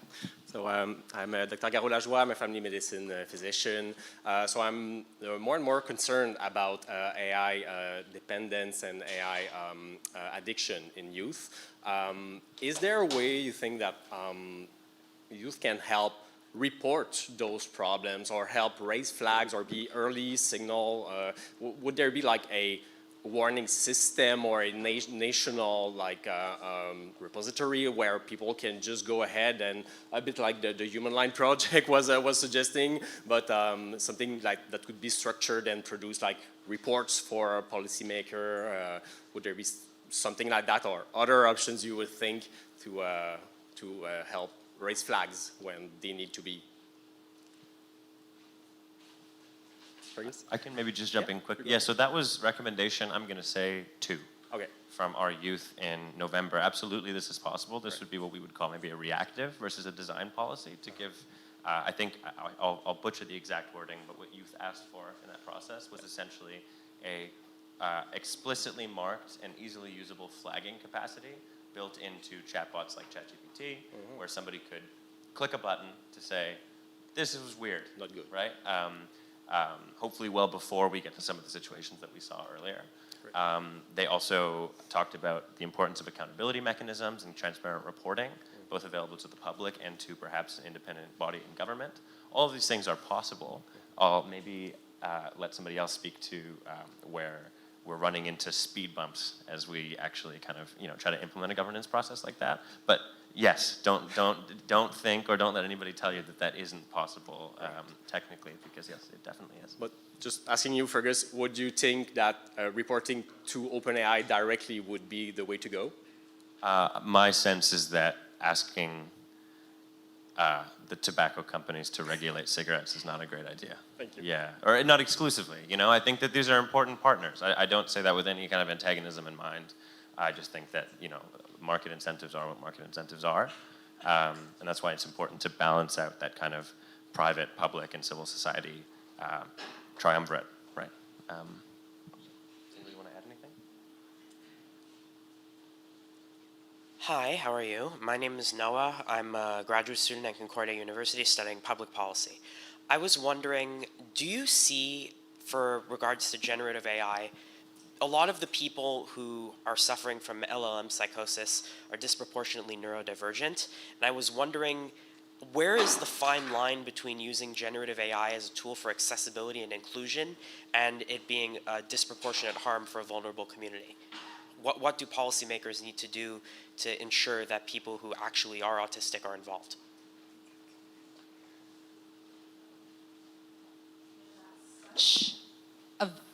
A salient question and an important question. And unfortunately, I am looking at it from specifically disability educators who I've worked with who've been trying to use these tools. Because in one way, they found that certain forms of AI have been quite helpful in supporting neurodivergent people in being able to express themselves, to write, to share whatever they'd like to share in a more inclusive and effective manner. But I think where that line comes, and I'm saying this is not as a disability expert, just as someone who's working with a lot of these educators, is the line of, when you do use it, right, is it to supplement further thought, or is it to create your own? Or is it to replace your own thought and how you want to create? I think that's a really hard thing to work with, which is why we do need more people who have expertise in disability rights and any form of support to be working with policymakers. And again, we go back to the line of we lack the ability to connect and to support each other in these different spaces. But yeah, ultimately, I don't know the line per se, but I do know that it is a conversation that is happening in educational spaces and also in policymaking. It's just, again, it's one thing to have a conversation. It's another thing to implement effective change. And that line continues to change and stretch and draw. And what we once thought was too much before is now becoming more used and more understood now, if that makes sense. Yeah, that makes sense. I just thought of it because a lot of the character AI case in Florida, sadly, Sewell Seltzer was also autistic, and he was disproportionately more vulnerable. So that's why I thought of it. That's definitely true. Thank you. I'll also add on that, to bring it back to the youth engagement piece. particularly with the Youth Assembly on Digital Rights and Safety and now with Gen Z AI, we also designed the process to have accommodation for participants who are neurodivergent or do have disabilities. We always take into consideration the ways in which we can better facilitate our process based on the unique intersections of people's positionality and personal identities that are in the room. We do that in Gen Z AI, for example, through a pretty extensive questionnaire before our participants are actually brought into the room to make sure that we're engaging with facilitators, including language. We also consider that in offering both French and English translation to make sure that the processes that we're actually taking for policy development with young people are inclusive in the most way possible. I don't know if you want to add more on that. Not on that. Maybe what I would just say, which can muddy the waters a little bit, but I think is important to say, is that I would just beware of solutions-oriented language when it is accompanying a product, particularly in the world. So the question asker just spoke about generative AI as a mental health help, right? And there's a lot of ChatGPT or OpenAI just recently released a kind of like health-specific tool, right? I forget what they're calling it, but essentially saying, please, this is the space for you to ask your questions. Whenever you kind of dig even remotely, even just a little bit into that, you run up against the actual problem, or perhaps the more structural problem, which is like an incredibly strained health system and the lack of availability or easy accessibility to mental health services, which many more people actually need. Similarly, you run up against this all over the place in education, not least, right? Of course, students are going to be using generative AI. Should we switch to a more, let's say traditional or older form of education that prioritizes oral exams and written work? Yes, probably. Do most professors in universities have the resources to actually do that? Definitely not. And are the institutions that do have those resources now going to be flying ahead, and is that gap going to be increasing? Definitely. And so these are not issues that relate per se to the design and development and deployment of specific AI systems, although those systems are claiming to solve these issues. Those are part of the kind of broader scoping that I talked about earlier, right? I'm not suggesting that, the government of Canada or anybody could just wave their wand and fix any of those massively wicked problems that I've just described, but I think it's important to keep in mind that context of those structural and broader scaffolding for these AI-specific issues as we look at designing policy responses. Right? Keith, did you want to add anything? No? Okay. So one of our questions on Slido is about this human-centered design question that you just brought up, Fergus. I'd be interested to hear from anyone on the panel what cultural or structural changes could help shift to human-centered design, especially as we talk about youth engagement. I think that's really important.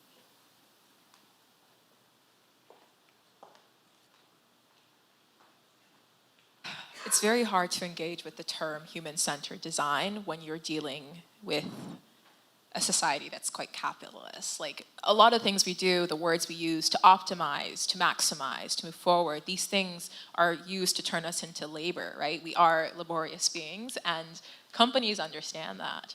And they use that to their advantage. I'm even thinking a lot about how we talk as young people, right? We use words that are quite labor intensive to describe regular processes because that's how we see ourselves. And I think we're also in a place where we're coming to terms with what it means to be behind, and when everything is moving so fast. Even me at like 22, I'm having existential dread just being young. And it's because time is a commodity, right? So when you're trying to design processes or design technology that allows you to be human, that requires a relinquishing of movement, right? That requires patience, that requires passivity, that requires stillness, and that's not good for capitalism, that's not good for what we have considered important in this world, which is either maximizing wealth or, maximizing innovation. And the conversation of innovation too, I think, is a really important thing that needs to happen when you're talking about tech, because in order to be constantly innovative, something has to give, and it's usually the human being behind the thing you're making.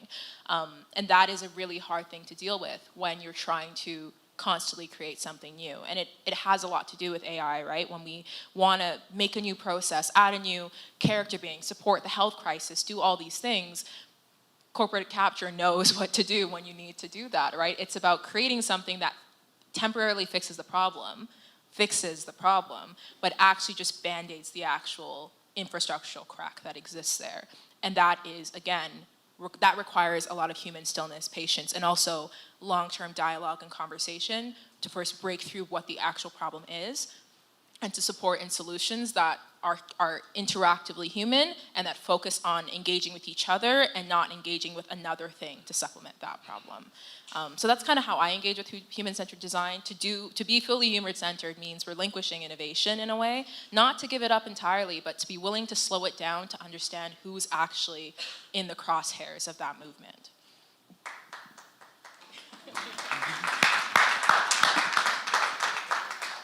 Can I add on to that a little bit? I just came back actually, or last semester, from a full-year fellowship in India, and just a different cultural environment itself can really bring about so many solutions and also potential collaborations. Not because a lot of the times we speak on these chatbots and artificial intelligence in the context of the Western world, because that's where it's most being developed. But then we have these underdogs within the global South, whether it's from India and then also from Philippines or Singapore, etc., where there's just so much work being done, but they don't get really shown in the Western media. Not just for the lack of fact that people just don't know of the work that they're doing because they just don't get acknowledged, but they don't have the platforms in which that they can engage with the Western world. And I think it highlights the importance of not just an interdisciplinary approach, but an international and intergenerational approach to the way that we create these new systems, but also establishing these safeguards within these systems. Because a lot of the work being done, for example, within India, I had done an internship with this human rights organization. A lot of the work they do focused on privacy, but also on tech and how it's affecting young people within marginal or within sort of non-urbanized spaces. I forget the term of the opposite for urbanization, but rural spaces within India, and engaging with those young people who have many different experiences as opposed to those of young people within Canada. And engaging with these different organizations can really bring about such a lot of systemic changes into these platforms, and hopefully ones that are more human-centric design, but also culturally aware. Thank you. I have the immense privilege to have worked with Keith and to currently work with Nonso and Fergus. As you can tell, they are all phenomenally brilliant and have been doing such great work in this space. So thank you all for joining us today, for sharing your expertise. And yeah, absolutely fabulous to chat this morning. Thank you. Thanks, Helen. Thank you. The best.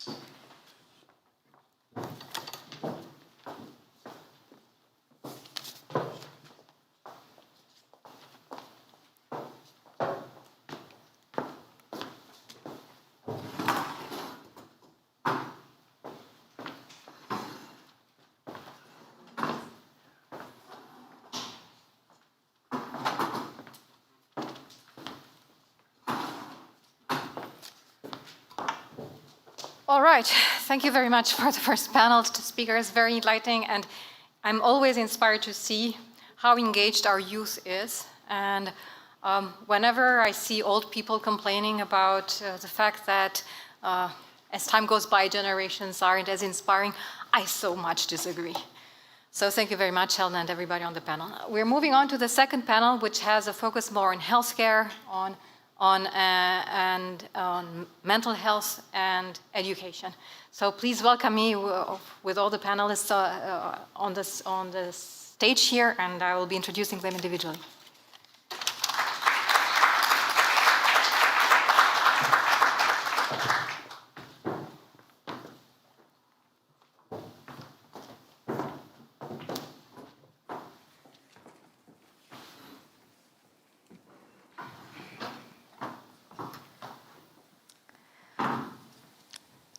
All right, so we have a full house. It is my utmost privilege to be standing on the same stage with all of you today.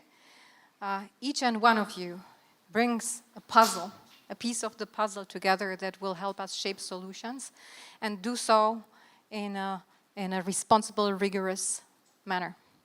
I'd like to introduce, well, Etienne Brisson, you have seen, but for those of you who have joined late, he is the founder of the Human Line project based from Trois-Rivières. Etienne is giving AI chatbot psychosis victim a voice. And as the newsroom, The Logic puts it, he is a Quebecer leading the human resistance against AI. Thank you, Etienne, for being here again. I'd like to introduce Dr. Vera Bekesh. She's a clinical psychologist and associate professor at the Department of Educational and Counseling Psychology at McGill University. Her research examines psychotherapy processes and the therapeutic relationship with a strong focus on teletherapy, digital mental health, and the use of artificial intelligence in mental health interventions. She maintains an active private psychotherapy practice that is closely integrated with her research. Thank you so much for joining us. I'd like to welcome Shingai Manjengwa on our stage here. Shingai is one of our Mila pillars. She leads the AI education and development, talent and ecosystem at Mila. She's a world-leading AI research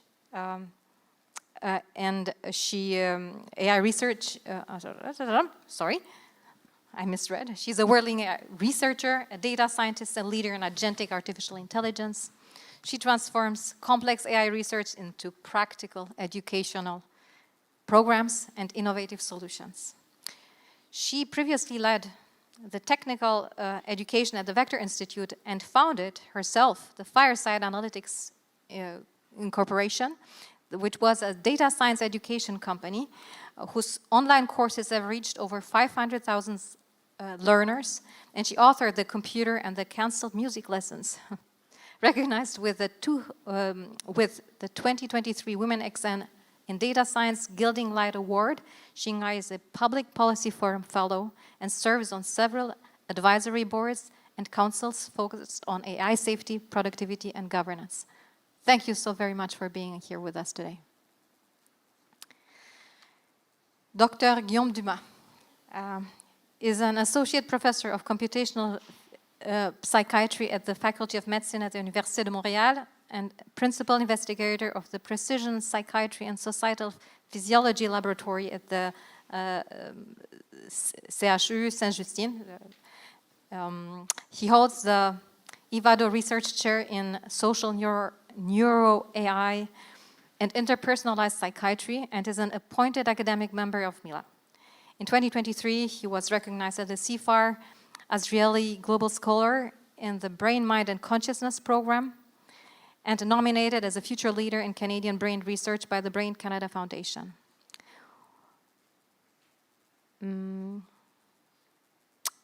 With an interdisciplinary background spanning engineering, theoretical physics, cognitive science, neuroscience, and medicine, Dr. Dumas' research cross-fertilizes questions about the neural foundations of human social cognition, integrating biological, psychological, and social facets of the human mind. Beyond academia, Dr. Dumas actively engages in initiatives at the intersection of science and society, championing open science, advising governments and international organizations on AI and digital health strategies, and advocating for cognitive freedom as a recurring invited expert at the United Nations. Thank you so much for joining. And last but not least, Dr. Vincent Dumuchel is a family physician and a digital health leader with over a decade of experience in healthcare technology. After early work in clinical UI UX and electronic health records at TELUS Health and senior roles in digital health transformations at KPMG Canada, he founded Vetted Medical, a physician-led audit firm specializing in independent clinical audits of medical AI products and models. Thank you so much for joining. Well, this was by far the hardest part of organizing this conference. All these terminologies, I'm feeling humbled. So, we have an incredible panel here today. And the first thing that I would like to talk about is the role of education. We have seen from the early feedback of people how important it would be to have the means to explain to a person what ChatGPT is and is not, especially in the healthcare and the psychotherapy domain. The first question would be for you, Etienne. Based on the feedback of the people on the field, do you believe that there would have been a way of intercepting them in the early crisis period and helping them not spiraling down? Yes, absolutely. I think lack of education for sure is one of the things that cause so many episodes. Not understanding necessarily the limitations of the product by itself, but also just for the people. On the demographics we have been categorizing, a lot of people that come to us actually are over 55, 50 years old. There's less people like in the 20s, 30s, and I think that comes from education or literacy around the technology by itself. People were maybe 75 or older who weren't born necessarily with those technology and don't understand the limitation, maybe more prone to these effects. Thank you. Dr. Bekish, in your practice, can you imagine an educational program, a tool intended for clinicians and healthcare professionals that would make a difference as you interact with your patients? Yes, absolutely. We have conducted research on attitudes towards using AI chatbots for mental health concerns and therapy.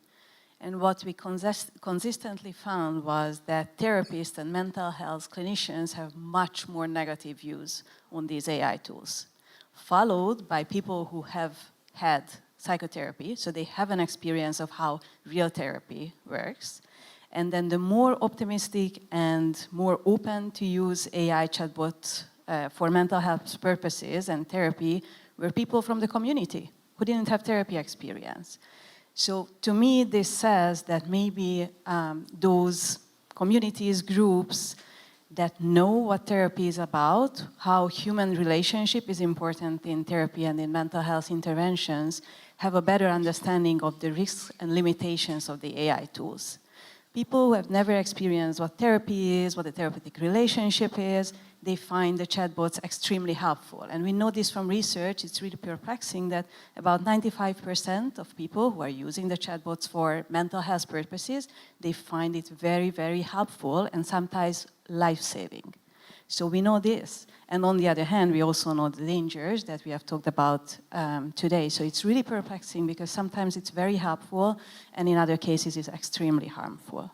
So for clinicians, if you're talking about clinician education, this would be really important to communicate and really just educate and raise awareness of how these tools work and what are the vulnerabilities that they are using, how to talk about these tools to their patients. I think that most therapists by now are talking about these patients because it's not just people who don't access psychotherapy use the chatbots for mental health purposes, but many of my patients, like on the side, between sessions, they look up something.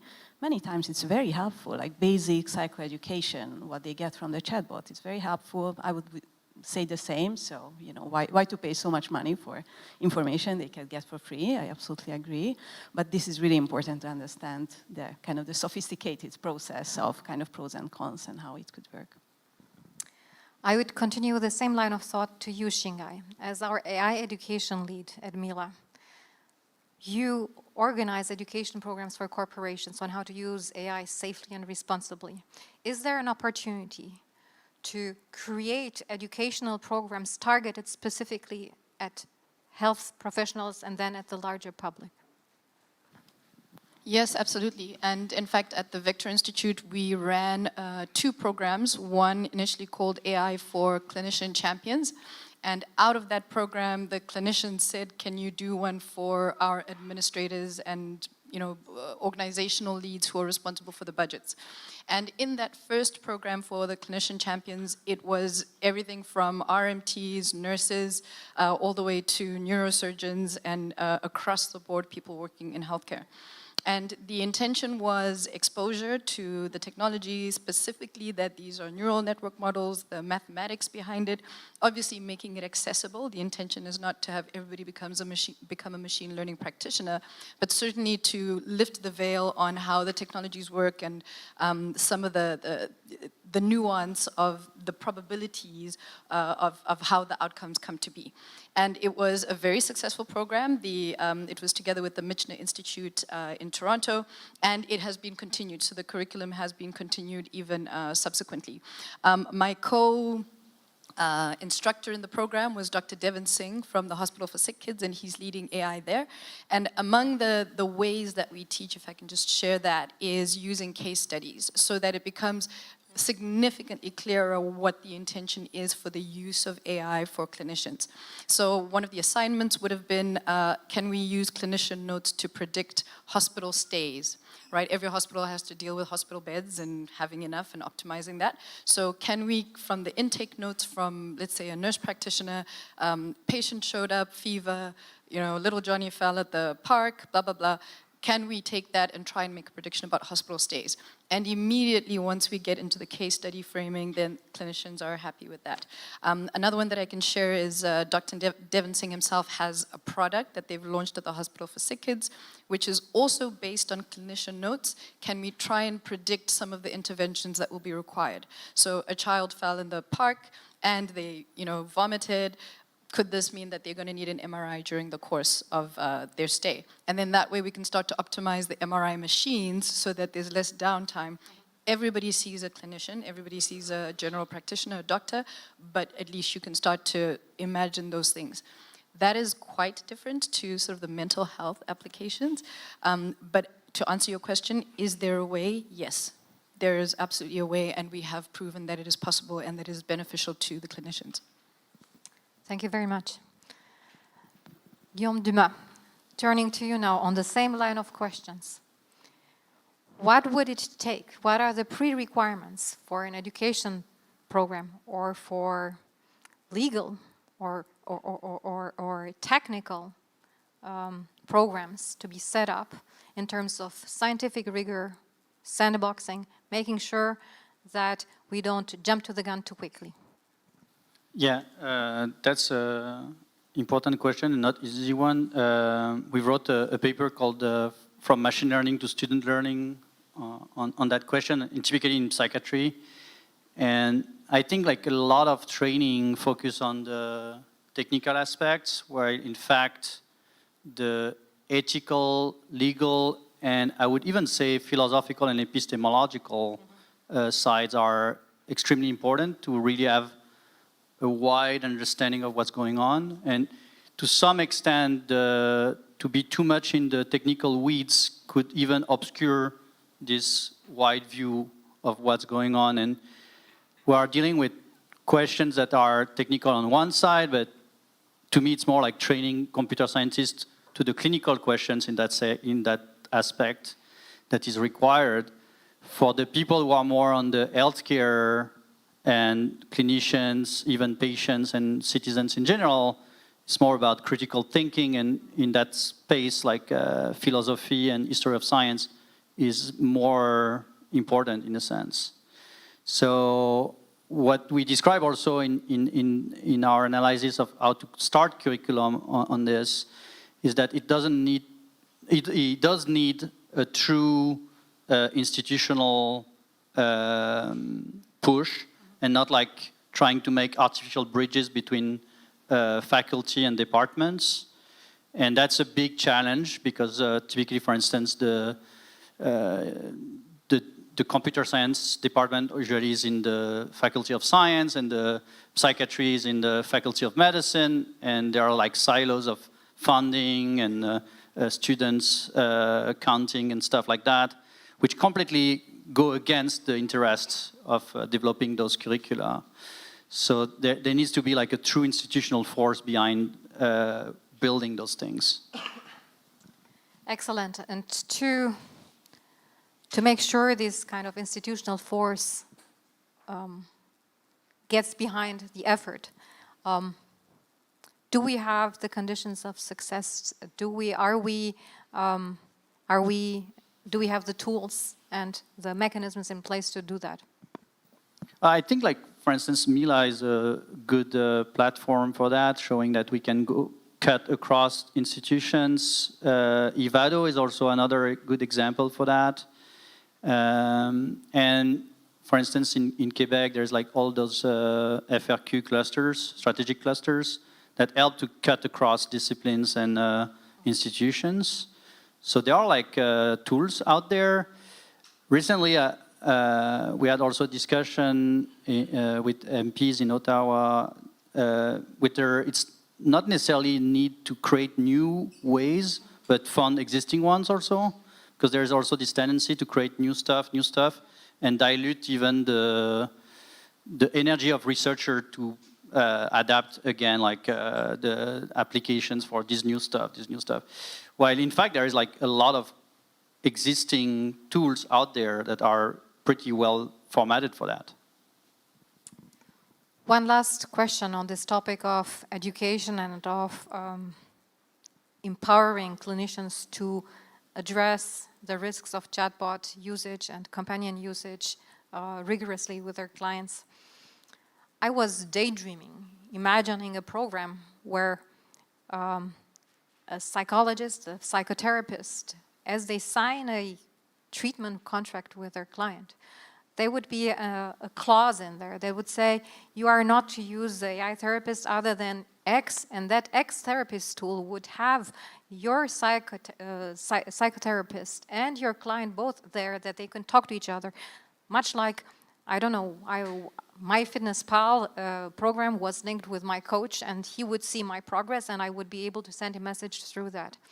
Am I daydreaming? Is this something that we could be setting up or that could be useful? I guess the question could be going to you, Vera. Yeah, I'm very happy to talk about that, and I've been thinking about a lot about these questions, how to use AI and how to integrate it in mental health interventions. And funnily enough, when I started this research on how to use AI for mental health interventions, it was the time a couple of years back, like 2-3 years back, when therapy chatbots were being developed, and it was a big promise that maybe we are able to provide real, kind of regulated therapy access through these chatbots to more people who otherwise don't have access. And by now, you might know that many of these endeavors just shut down. These startups kind of failed because they were not able to regulate the conversations and to provide safe enough therapeutic space for patients. So this was the origin of this whole research, and then people just started to use these unregulated like Gen AI tools for therapy. So the discussion is still there, like how can we use the AI tools to improve the clinical process? And one aspect is how patients use it who are in therapy. My biggest concern, I think this is a great idea to include this and have therapists access to the data that patients are providing. That's fantastic, and there is a lot of initiative about this. Like, for example, you can use even smartwatches or just phone check-ins about tracking the mood of the patient. You can see like red flags if there is a suicidality or there is a discussion about something really concerning. So I think that would be fantastic. My biggest concern is really what is happening to people who are not in therapy. Because if at least you see a therapist once a week, that's something. There is some kind of control. There is a therapeutic relationship. And the big danger with the chatbots outside of a therapeutic context is that there is no safeguarding. People are alone, And it's a process of developing the relationship with the chatbot, and there is no control. There is no therapist who says, hey, like, what's going on? Thank you. Let's move on to a different line of thought. Just 6 days ago, OpenAI released ChatGPT Health.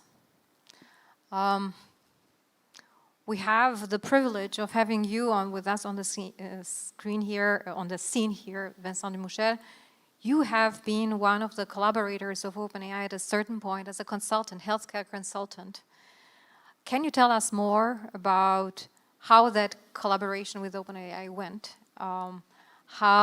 What is your opinion about this product, and why you have gone on and founded Vetted Medical? Okay, so yes, I was invited to collaborate as a physician validator for ChatGPT. I was the 120th physician hired, part-time, of course, and we were evaluating interactions, basically. Until the point where this summer, they released on their own what they call the health bench. So if you looked it up online, they talk about how they perform their own benchmarks on their own terms. Well, that raised some doubts at some point from the scientific methods that we were all thought to believe in at some point, or is it a belief or something we should actually do? And later on this summer, they released ChatGPT 5, and they brought on this lady discussing in front of the world how she was diagnosed with a cancer by ChatGPT when no one else would find that cancer. And that was August 7th. And I quit ChatGPT's team on August 12th. Why? Because to me, clinical rigor and benchmarking should not be performed, from the internal, but from the outside. So think about accountants, right, and how they've, launched signals in the market for the last 300 years on, quarterly results. And public stock options and the market invest in those solutions, believing that those financial results are actually safe and trustable. Well, should you believe the vendor's narrative in what they say and how safe that AI is when they can all pretend that it's the safest, the best out there? So at that point, I was working part-time for OpenAI, but I was also an executive director at KPMG. And KPMG, if you don't know about it, is one of the big 4 firms in accounting. And so it led me to believe that it should be physicians, or at least healthcare professionals, that conduct what I call the clinical audits of those black boxes. Think about how also, if you're not familiar to those terms, in cybersecurity, we have pen testing, so penetration tests. What does that mean? Well, we almost have hackers come in, okay, and try to penetrate a system by, launching attacks against it and trying to find failures. Well, it's basically the same. We're trying to have physicians here, or healthcare professionals, drive the frameworks, the evaluation frameworks into auditing those black box systems. And make sure we get, it's not about pulling down those innovations, it's about, improving them. And so think about how we can come up with recommendations on how to improve those systems. And I think you need insights as to how the evaluation framework worked at OpenAI. Okay, maybe I'm not supposed to say this, but anyways. So in the end, I was giving tasks, of course, or like interactions to evaluate. And you can think of as an interaction between a patient or a user. And of course, we were evaluating real data. It wasn't synthetic data. And we came across so many different things, so many, I would say, bewildering, conversations or interactions. But in the end, we had a grid of evaluations, and we were asked if, on a scale of 1 to 10, how safe or how harmful those interactions were. And that scale, you can think of like, a colorful scale. It's like, is it red, is it green, is it yellow, right? Well, as long as you're in the reds, and there's shades of reds, like, is it still harmful, and when is it safe to put it in people's hands? And this is where I also found that, maybe it should be more of a pass or fail rather than like, oh, if it's only a shade of red or like an orange, well, like, would you still use it, or would you still let your aunts and kids use it, right? So this is basically, and we were only asked to validate on a single interaction. Whereas, like Etienne said, and most psychosis-induced, interactions are actually happening through time and with multiple interactions with the chat, and those likes of the AIs. So can I safely say that it's not harmful only from one interactions when I should be evaluating, a broad length of interactions between that user and the AI system? So this is what it's all about. It's about changing the fact that, we should not trust what the vendors' narratives are, okay? And make sure that our procurement processes, even from governmental standpoints, or even hospitals, could now acquire solutions that have been thoroughly and rigorously evaluated with healthcare professionals as the standpoint. Because in the end, if you have good healthcare professionals evaluating the solutions, we end up measuring humans the humans' capacity at evaluating too, because if you have bad humans evaluating a system, well, unfortunately, you won't find the errors or the mistakes, right? So audits, it needs to be performed by high quality, high competency individuals. And when we're benchmarking AI solutions, we need to almost benchmark our own humans evaluating those solutions as well. Awesome. So what did you do about it? Yeah, so I founded this, well, it's the first physician-led validation or audit firm. So I believe that, if I'm Santé Québec or any provincial government, and in the place of investing in, multi-million, dollars into solutions, we need to, before giving out that sum of money, make sure that it's safe. And so should you, have an evaluation grid, and before you go through procurement, have somebody else come in and do that due diligence on your behalf, right? And so we're contributing in many different ways. So we come in with physicians, actually part-time physicians, doing some red teaming, like hacking at solutions and trying to see the clinical reasoning, trying to see the omission rates, trying to see the failure rates of those solutions to inform and produce like a standardized report, like an extensive one, a comprehensive one that is tailored to the people who need to decide in the end, should that solution be given in the hands of our providers or our patients. And so this is the kind of report that we do. And we're working hand in hand with Mila and contributing in finding like a thesis for evaluating those systems, but as well benchmarking those systems. And the first axis of our, I would say, technology or like thinking here that we want to focus on is mental health. I mean, mental health currently, with everything that you're hearing, is of course the biggest driver of healthcare interactions currently online. And so we figured that nobody else than mental health providers and psychiatrists should come up with what is a benchmark, a thorough benchmark. And you've seen every time they release a new model like ChatGPT 5 or Gemini 57.4, they will always come up with like mathematical scores on a benchmark for coding, a benchmark for something else, and you can see those scores and how they progress through time. Well, nothing else than like a peer-reviewed, consensus process with psychiatrists, with mental health professionals, coming up with Q&As and answers should come up with like, let's say 50, 100,000 questions that you should try to break with your AI, and it will give you scores as well, right? And so, and tell you if you're actually good enough to go to our human audit services afterwards to seal the deal and say, well, that version is actually safe, but it doesn't mean that it's always safe. It will stay safe. I mean, you're adapting your system. There's changes. There's like risks of the drifts. Well, we should continuously monitor those solutions to make sure that they don't drift.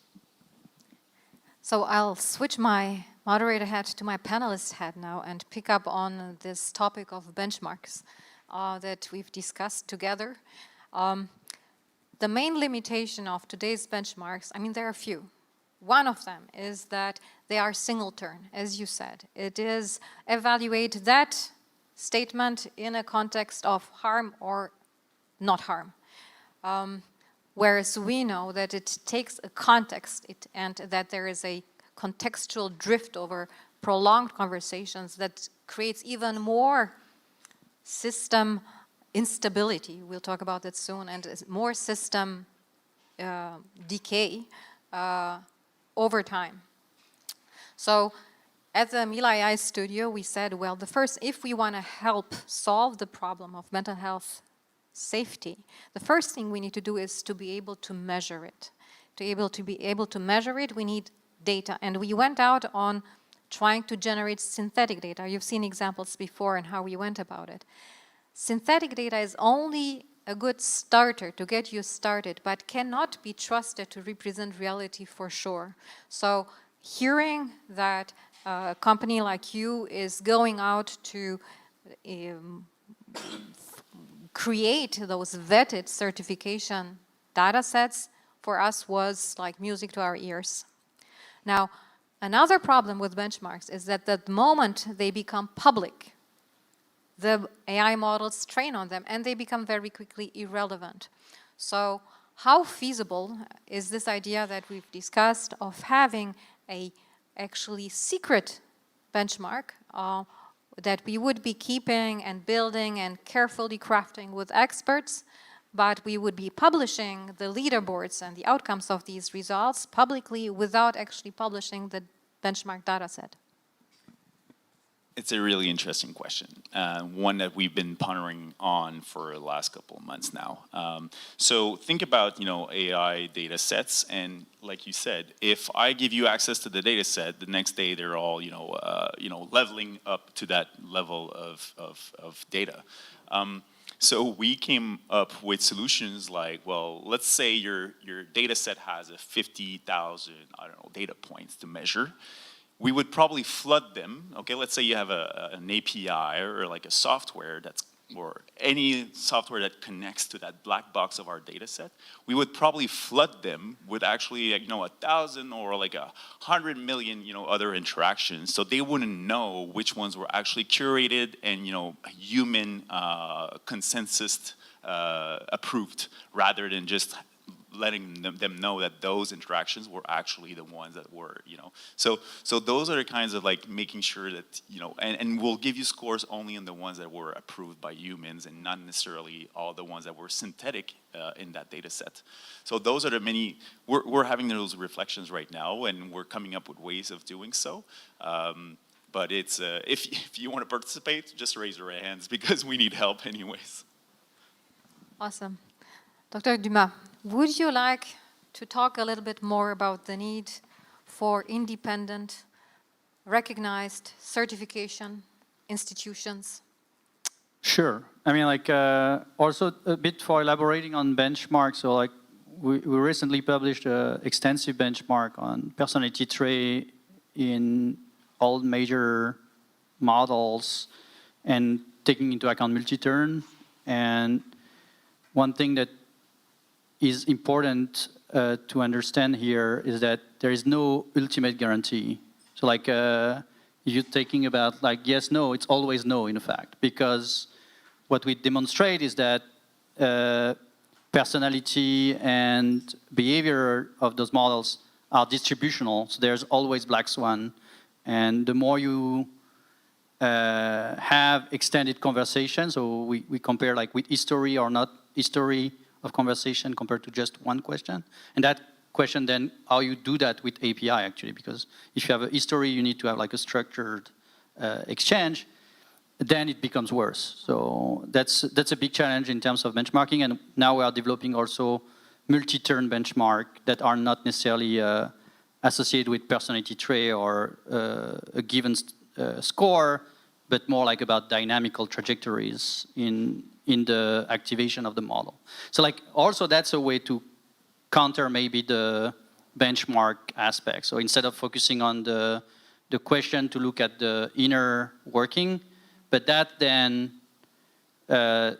trace a line in the sand between those who are exposing the models and those who don't. And so in terms of certification, that's also the big problem here. I don't think there would be a certification for cars where you won't be able to open the engine and know what is going on inside, but that's what's going on right now. Like big companies are deploying things that are completely opaque and experimenting on millions of people without any ethical foresight for IRB, which is like completely nonsense to me. Like I pitched that to the UN multiple times. The geometry of a regulatory body here is a bit strange because like we have people like Facebook that publish papers in Nature showing they can influence voting behavior in 2013. I was like, well, I mean, like that's concerning. Everybody was like, oh yeah, that's amazing. Well, then Cambridge Analytica came out. And here we have the same thing with those chatbots, and I don't think we have seen the Cambridge Analytica yet of this thing. So regulation and certification, to me, it's a strong need right now if we want to have this Cambridge Analytica moment of chatbot later on. I am being told that we have run over time already. I'm bad at this. Thank you very much, Manon.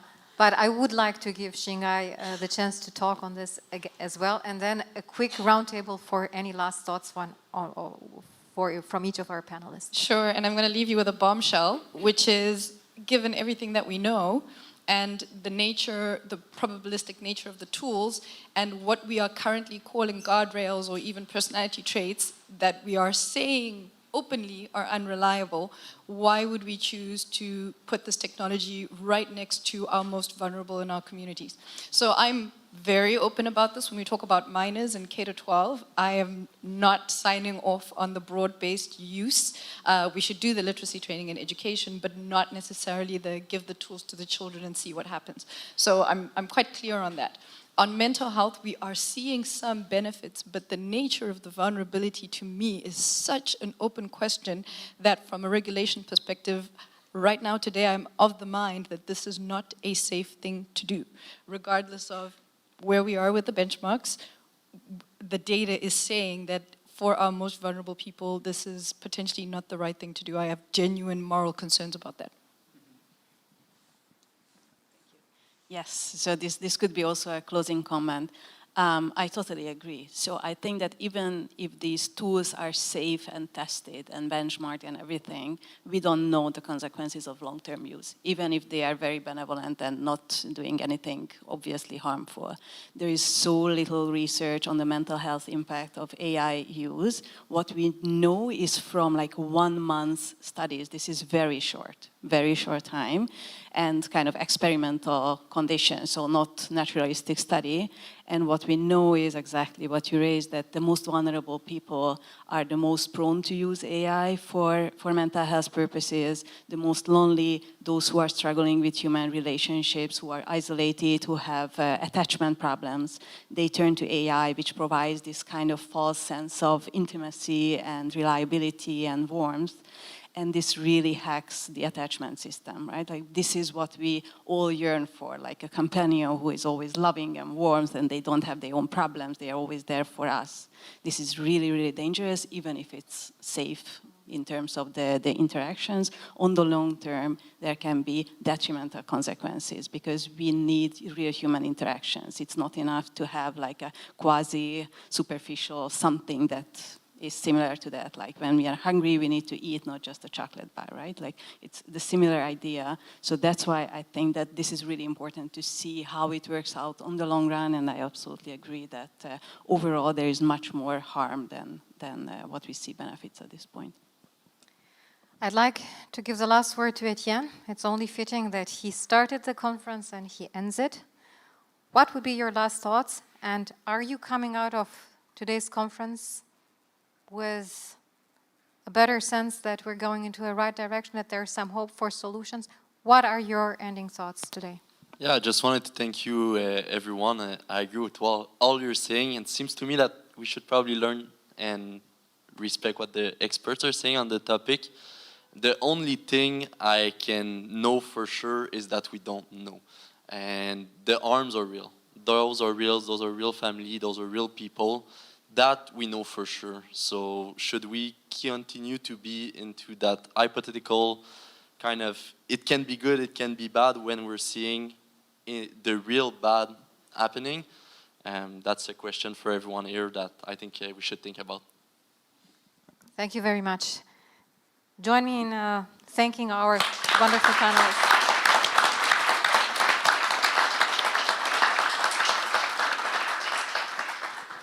We have time set aside for questions and answers. As we have zoomed through presentations without breathing, now is the time to ask our panelists some questions. We have mics in the room and we have questions online. We don't have time anymore? Oh, one question. One question in the room. Hi, thanks very much for organizing this conference. I'm Patricia Conrad, Scientific Director of the Institute of Neuroscience, Mental Health and Addiction at CIHR. I want to make just one point of clarification and then ask a question. Point of clarification, the term health benefit is a regulated term in Canada in many different ways. It, in reference to drugs, in reference to professional practices.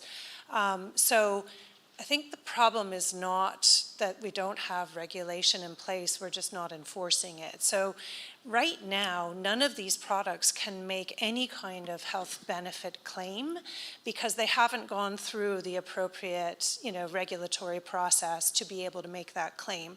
So we need to just get better at being clear with the public and what kind of claims industry is making in this area. And I actually think this is a very helpful and important policy lever that needs to be used a little bit more. So right now there are no health benefits from a regulatory perspective on most of these products, including most chatbots. I don't know today of any RCT that has demonstrated that there's any beneficial effect of a chatbot on mental health outcomes and of a rigor that would pass, that would pass muster. So just wanted to make that clear. You're talking about safety. We have not even had the discussion about any benefits and what that would look like for these products, and I welcome that dialogue in the near future. My question is, what's the climate for researchers right now to be able to address this in a rigorous way? I didn't notice on any of the slides reference to any of the Tri-Council funding agencies. Are you feeling this is kind of a healthy, well-supported research community right now? It clearly doesn't compare to the amount of funding that is going towards industry and will never be able to match that. But what is the environment for researchers right now, and what are some of the mechanisms that could be helpful here? Yeah, excellent question. So on the clarification also, I think I abandoned the idea that they will even follow the law. Like there are even traces now of massive copyright infringement to train all those chatbots coming from previous people coming at Meta or Google and so on, where they use LibGen, like one of the largest deposit of books that is pirated. So they are playing with like the risk benefits, and I have zero trust in those big conglomerates. And when it's the question of funding and help for public research, that's where it's start to be concerning, because a lot of the students are leaving for those companies, and they are more attractive, and they have a lot of funding internally, while the public sector doesn't have necessarily this counter offer to do. Plus, there is a huge administrative burden on the public side, where we play by the book, we go to IRB, we do the paperwork properly and so on, and in front, those companies are just asking, give us all your data. We had like that at Ottawa, where Google or Meta are asking the Canadian government, give us all the health data, we're gonna solve the problem. And like, this is the status right now. And so that's concerning in terms of dynamics, societal dynamics.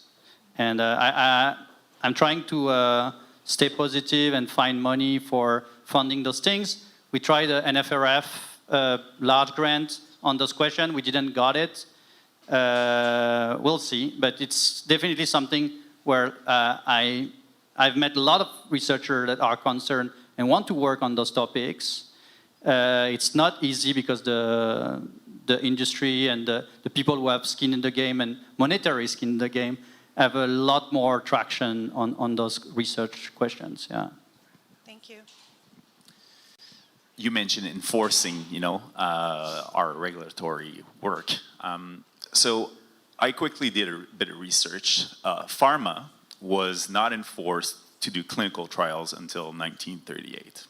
They ran free from the 1800s, to 1938, experimenting on humans, basically, right? And so the question to be asked is like, how long will it be before we enforce it to those, tech giants and hyperscalers to go through what would be the equivalent of clinical trials? Because it takes literally, 10 years to go from mice to, mass distribution of medications from different phases, and nowadays they just release the new version and that's it. It's in the wild and everybody's using it. So if I were pharma, I'd be asking and claiming like, is that fair for me, considering that I need to go through that process, whereas these guys on the other side of the fence doing tech are actually not, are granted a free pass pretty much.